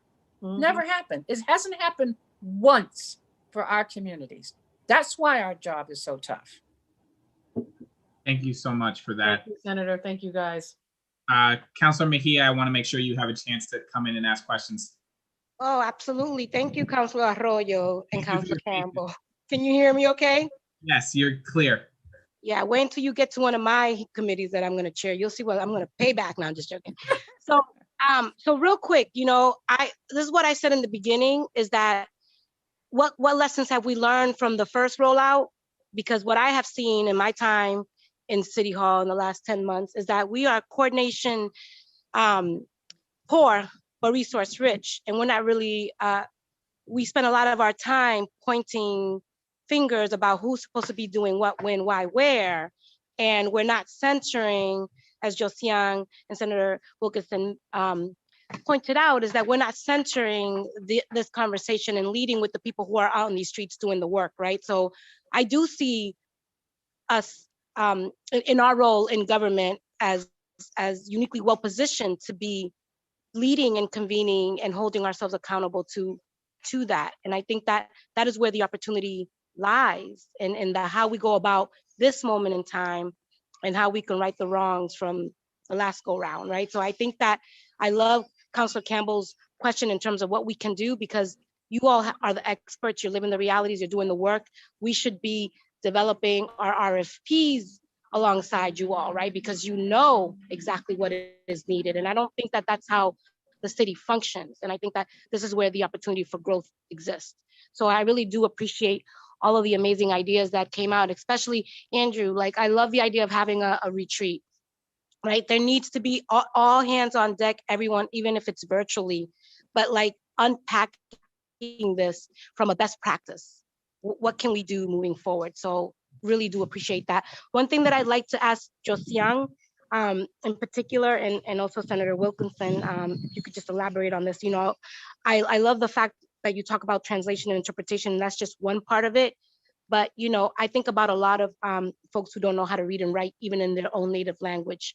My mother being one of them that struggles with reading and writing. So I'm just curious in terms of a cultural competency piece, aside from just being able to communicate with literature, what are some of the other things that we can be doing to ensure that these messages are reaching folks who may not know how to read or write? Question, Councilor Mejia, and you know, this is, you know, something that I have been working for many, many, many years on, to make sure that, you know, messages are accessible, not just, you know, in multiple languages. I would say, I'm pretty sure your mom doesn't miss, you know, TV shows, you know, in Spanish, right? And radio. So those are things that, you know, can still communicate, you know, the message, right?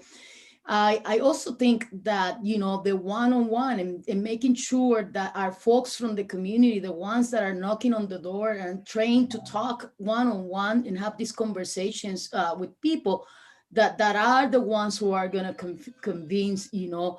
Right back. So I'm sorry, I have to answer my door. I'll be right back. So, I mean, looking at multiple, you know, channels of communication in multiple languages, and also the boots on the ground. Yeah, thank you for that. And I wanted to, Jaylene, you kind of really talked about the snowflake effect. Can you share with us, and just in your own experience and journey, ways that government has kind of prevented things from moving forward? Like, you know, because I know we tend to be bureaucrats, right? So there's everything, all of this red tape. And when we're trying to save lives, like Senator Wilkinson says, literally we're dying out here. Can you point out to some of the bureaucracy and some of the red tape that has existed in government that have prevented folks from really doing the work? Sure. I have a very recent example, and I would say, well, so when you mentioned the word RFP, that was like a trigger word for me, because that for me already separates out people who are doing the work, and then from those who have the time, the resources, the energy to be able to respond to those RFPs, to draft them, to know the kind of language to use, the ways in which to present a proposal that is acceptable for receiving grants and funding. For me, in early April, I, on my own, started a mutual aid financial redistribution effort. So I myself work at a resource-rich organization. By the way, none of these perspectives are reflective of my employer, but they contextualize a lot of my relationships with community, and wanted to simply enable resource redistribution from people who had uninterrupted income during the pandemic to those who had lost jobs, to those who were in the gig economy, to those who are in the hospitality industry who were furloughed. And it picked up a lot of steam, and it was literally just through social media, through my own outreach to people in my network. And we've since raised $12,000 since April, which is modest, but it's all on my own individual time. And during that time, I was approached by the City Arts Council to apply for a Reimagine Justice grant. And they said, you know, there's money that can be allocated to support perhaps the folks that are reaching out to you for with need for aid that apply to the artist economy, the creative economy, the the people who are entrepreneurs, for example. And if you apply to this, perhaps you can, dedicate some of the redistribution funding within your infrastructure to those folks. The ways in which that becomes a hassle is when, if you miss the deadline by a day, you don't get eligible for funding. If it's not aligned with the specific goals or the specific infrastructure requirements or budget allocations and, XYZ, whatever specifications there are, then you kind of miss the boat on that. So there is a pace, I think, at which government moves that sometimes is too slow. There's also a level of literacy around government speak and engagement that people need to have, which isn't always requisite for successful community models. I think that there are so many successful examples of community engagement and network development that don't necessarily abide by the ways in which government functions. And so that's one example, and two, I think, pieces there for how I think it becomes more of a hindrance than a benefit. Thank you for that. And I didn't mean to put you on the spot. I didn't really think that you were going to come with me to with a whole full example of it. I just threw it out there and boom, there we go. I'm so glad that you were able to articulate one so very specific. And I think, to Andrew's point, and this is something that I will say while we're here to talk about vaccination and COVID, I'm always looking at where is the opportunity within this space in terms of like how we continue to move forward, and what lessons are we learning from this in terms of cultural competency, in terms of communication, in terms of engagement, so that we can build something that is long-term, right? So that whatever infrastructure, whatever blueprint is created as a result of what the genius in this room actually shared, that we can create something that will be used in all aspects of city government for everything that happens. Because this is not the first rodeo. We're going to be going through a lot more, and what we learn and how we grow from what we learn is what is going to set the stage in terms of how successful we are for the next go round. And I think that you all here today, in the question that Councillor Campbell asked and how eloquently you each talked about what could be done, I think the answer is here. So now the question is, build that committee, create the commission if we have to, put some money behind it and fund it so that it could be sustainable beyond COVID. Because I think when we're dealing with issues that are impacting Black and Brown communities, we can't just keep thinking about Band-Aids for bullet wounds, right? We need to be more thoughtful in terms of how we're utilizing these resources, and you all have the experience. So, and I'm looking forward to what the conversation looks like beyond this, and really building that infrastructure for real change. And so thank you all. I'm sorry for rambling on as much as I did, but I stayed here this long to be heard. So, I have to be heard. And thank you all for everything that you do, and looking forward to continuing the work, not the conversation, because I'm tired of the conversation. Thank you, Councilor. Mr. Marshall, do you have anything to say to that? I was only going to say that I wholeheartedly agree, because the disparities that got us into this situation are not going anywhere. And once I think this has highlighted those disparities, the health disparities, highlighted our communication issues. And if we can build a structure going forward, then we can actually haven't been addressed for hundreds of years. So I think that's a fantastic idea. Thank you, sir. And thank you, Councilor Mejia. And I actually, before you head off, Dr. Marshall, I know you have a shift change. I think you're one of our last doctors that is actually on here. And I think one of the things that I have wanted to talk about specifically, it's coming up a lot with COVID, but it's something that we need to deal with, period, is cultural competency and addressing racism within our medical institutions and how they treat our constituents, our residents, our folks of color, whether it's microaggressions or in the ways in which they create race-neutral policy that isn't actually race-neutral. And I know that your organization has done a lot to work on this. And so my question is, one, what are those efforts that you're doing internally or you're trying to get done internally that could use some outside amplification? And what are the ways in which the group of folks here who are deeply invested in that kind of work can pitch in and can help and can start to really push on that fight, because this is going to go further than just COVID. This is how folks in this city receive treatment for the rest of their lives, right? This is making sure that we're in a position where this distrust and these kinds of issues that we have with our medical institutions are being addressed, not just so that they get a vaccine, but so that that's just the way it works from here on out. If you're able to answer on that, Mr. Marshall, I know you do have to, Dr. Marshall, I know you do have to do a shift change, so.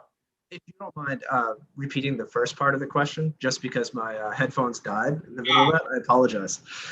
So the first part of the question is, and I'm going to try and summarize it briefly, is we talked a lot about distrust in community with the vaccine, but we know that there's a lot of racial microaggressions, racial disparity at our hospitals, whether it's within the actual doctors themselves in terms of how they're being treated when they're of color, or whether or not it's patients seeking care there, and whether or not it's something about how we do race neutral policies where we don't have actual people of color in those rooms to say this isn't actually race neutral. What are we doing? And by we, I know your organization has done a lot of work on this. What are you doing internally at these institutions to make some changes there? And in what ways can we amplify or help make that happen for those working internally to get that done? One of the things that I really like about Brigham and Women's Hospital in my department is how committed they have been recently to putting internal money into external facing kind of efforts to address health and equity. You know, whether this is, as was mentioned earlier, partnering with places in the community where people actually go, right? We mentioned Sportsman's Tennis Center, which is in Dorchester, which is where people, like a lot of kids go to learn to play tennis, where a lot of adults go to exercise, and it's a place of like community education.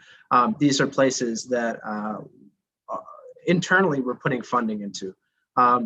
In order, like amplifying this message, pointing people to these resources, providing more money to these community centers would also always be really helpful. As far as improving the medical treatment of patients, I think that that's a very complicated issue, right? Because ultimately you want to have more people of color in the position to make medical decisions, right? More people of color like in executive roles, more people of color. I focus heavily on technology, right? One of the things that I think about is how algorithms can bias providers, and we think about like judges, and we think about anybody who uses big data at this point, bias against minorities, right? And if there's nobody in the room saying that, hey, we need to test this, or hey, we need to really look at how this is affecting a certain population of certain socioeconomic status, then we're not going to have those conversations. So I think that it's a really, really hard ask, but we need more funding for pipeline programs, more funding for, educating. I like to focus on mentorship and thinking about educating the young community to position them to be in these positions. And we also need to think of people of color first for getting on these task force, to organizing these events, and getting more opportunities to have their voice heard regarding these disparities, getting their research out there. Because there's a lot of people doing good work, and if the city council does anything, it amplifies these voices, it can go a long way. You're on mute. Wouldn't be a hearing unless I was on mute one time when I was trying to speak. Thank you so much for that. And so I just want to thank everybody really for your thoughtful answers, for really bringing your genuine self here to this. I think a lot of folks came here not to just speak on some points that they wanted to make, but on some very real issues that impact us. And I will just say that for me, a lot of my frustration with this as a counselor is that none of these ideas are hard to find, right? Like these are logical things to do.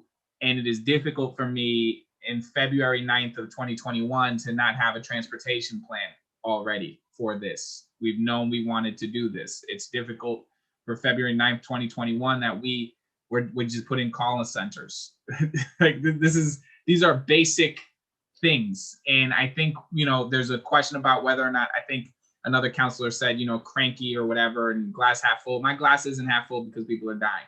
And so for me, the reality here is I know that these ideas exist, and I hope that this amplifies them to the folks who can move it. I will tell you, I think every counselor who's been here, and I'm speaking for Counselor Campbell, but I'm sure it's true as well, and for Counselor Mejia, these are the kinds of things we're trying to amplify. That was the goal of this hearing, is to make sure that when we're talking about these things, when the media is hearing about these things, they are hearing not just, I bet they're trying their best, but that there's actual plans put in place to deal with things intentionally. And so I thank you for coming here with intentionality and what you presented and what you've said. I will leave it to Counselor Campbell to make a closing statement for the folks that are here. For the attendees, because I see we still have 8 folks over there, if you raise your blue hand, then I will know you have public comment and I will go to you for public comment. But for closing statements, I'm going to go to Counselor Campbell, then Counselor Mejia, because I see she's here still, if you would like to make a closing statement. But thank you, all of you, for your contributions to this. They've been invaluable. Thank you. No, I'll be quick, Counselor Arroyo, because just looking at people's time, this was a long hearing. So I appreciate each and every one of you and the work you're doing every day. And, the goal of this hearing is just that, to bring people together who are doing the work every day so we can hear from you where we can do better. And I put myself in the we, right? No ego here to say we could always do better as public servants, right? And so what I heard today, I took a lot of notes, is that one, the city absolutely needs to be granting organizations resources to be able to do this work.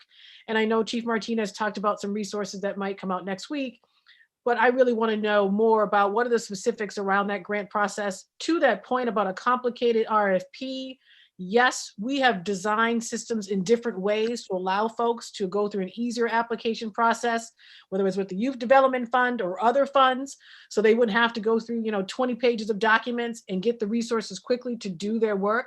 So we can design that process differently, but also design it so that more folks can apply and that we're being representative. I've just been actually exchanging some messages with folks who represent the AAPI community. I have a large Vietnamese constituency in my district in Dorchester that is having a disproportionate effect as well. How we lift up organizations that are also doing the work in other parts of the city for certain constituencies is really important, but also making sure they are getting resources to do their work because they have the trusted relationships in some pockets of the city is important.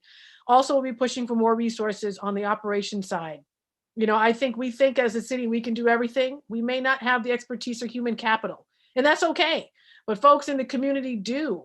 And I think, how do we bring them into the fold to help us develop those plans and strategies? So we have a transportation plan.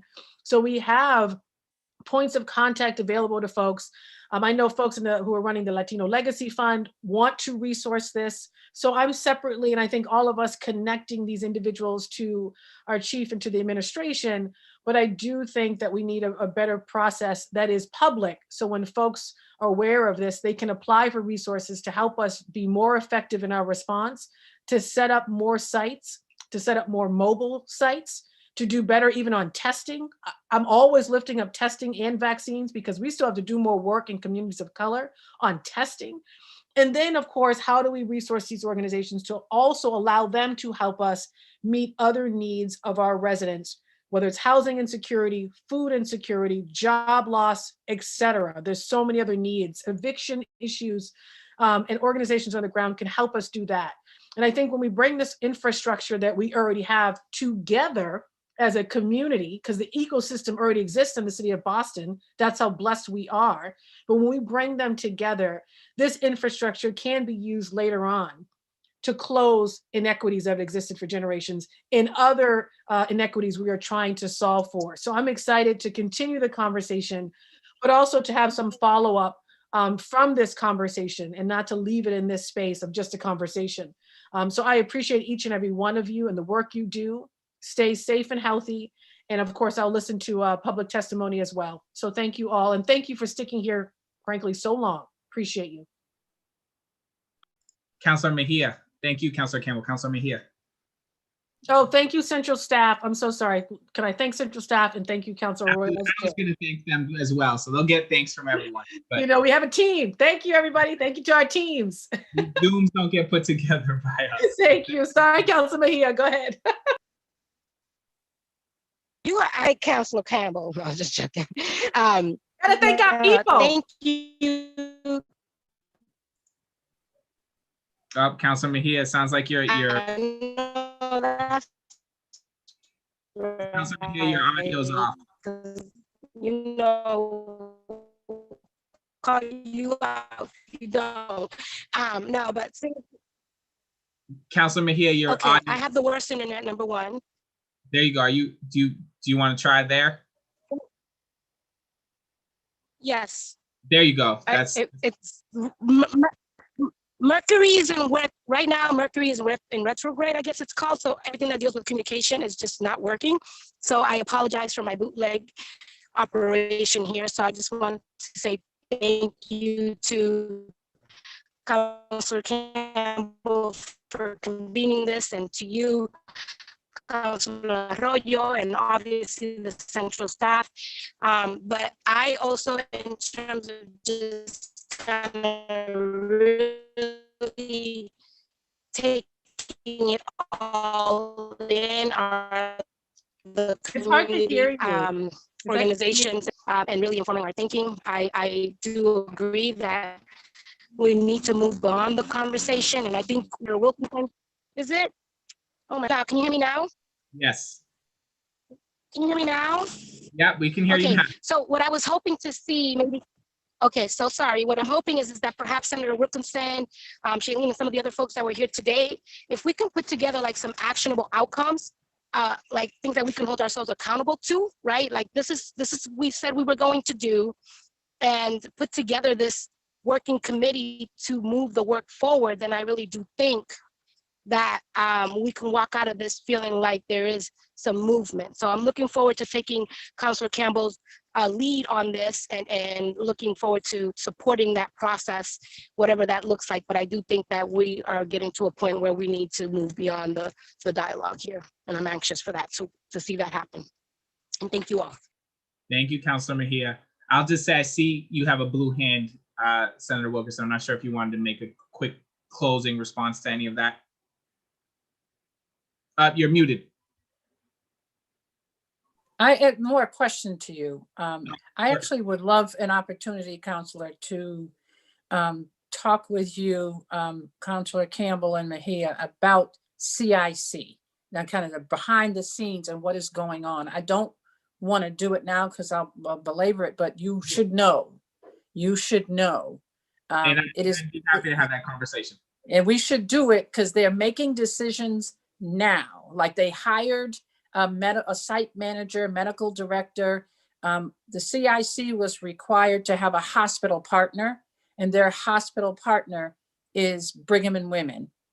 And so, but the weird thing is that their labor and workforce partner is Transformative Healthcare, who happens to own Fallon Ambulance. Those are the people who they had planned was going to be doing the vaccinations. So we met with them and said, no, we have Black doctors, we have Latino doctors, we have Black nurses, we have Latino nurses. We want our folks to come in and see them.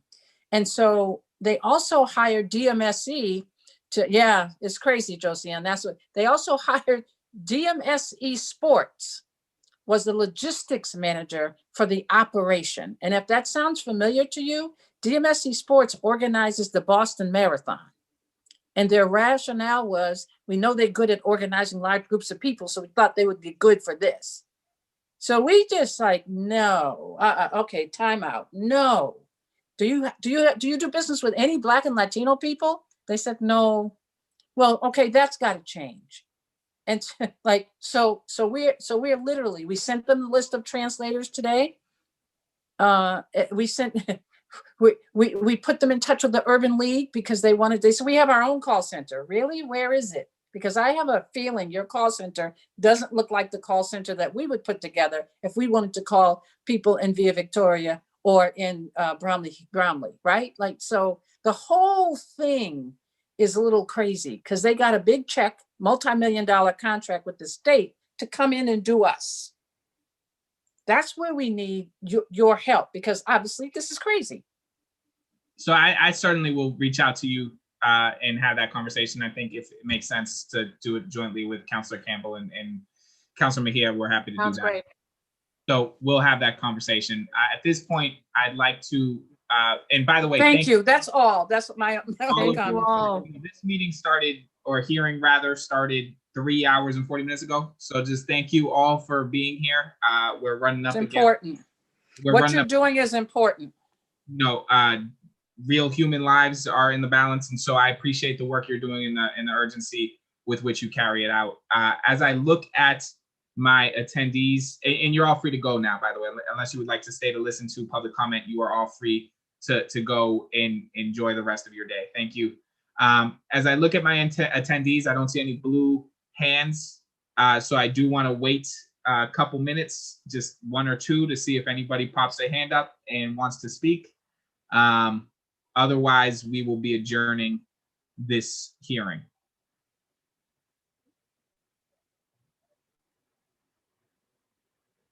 Okay, seeing no hands, this meeting is adjourned. This hearing is adjourned. Thank you. Thanks, Councilor Arroyo. Thank you, Councilor Campbell.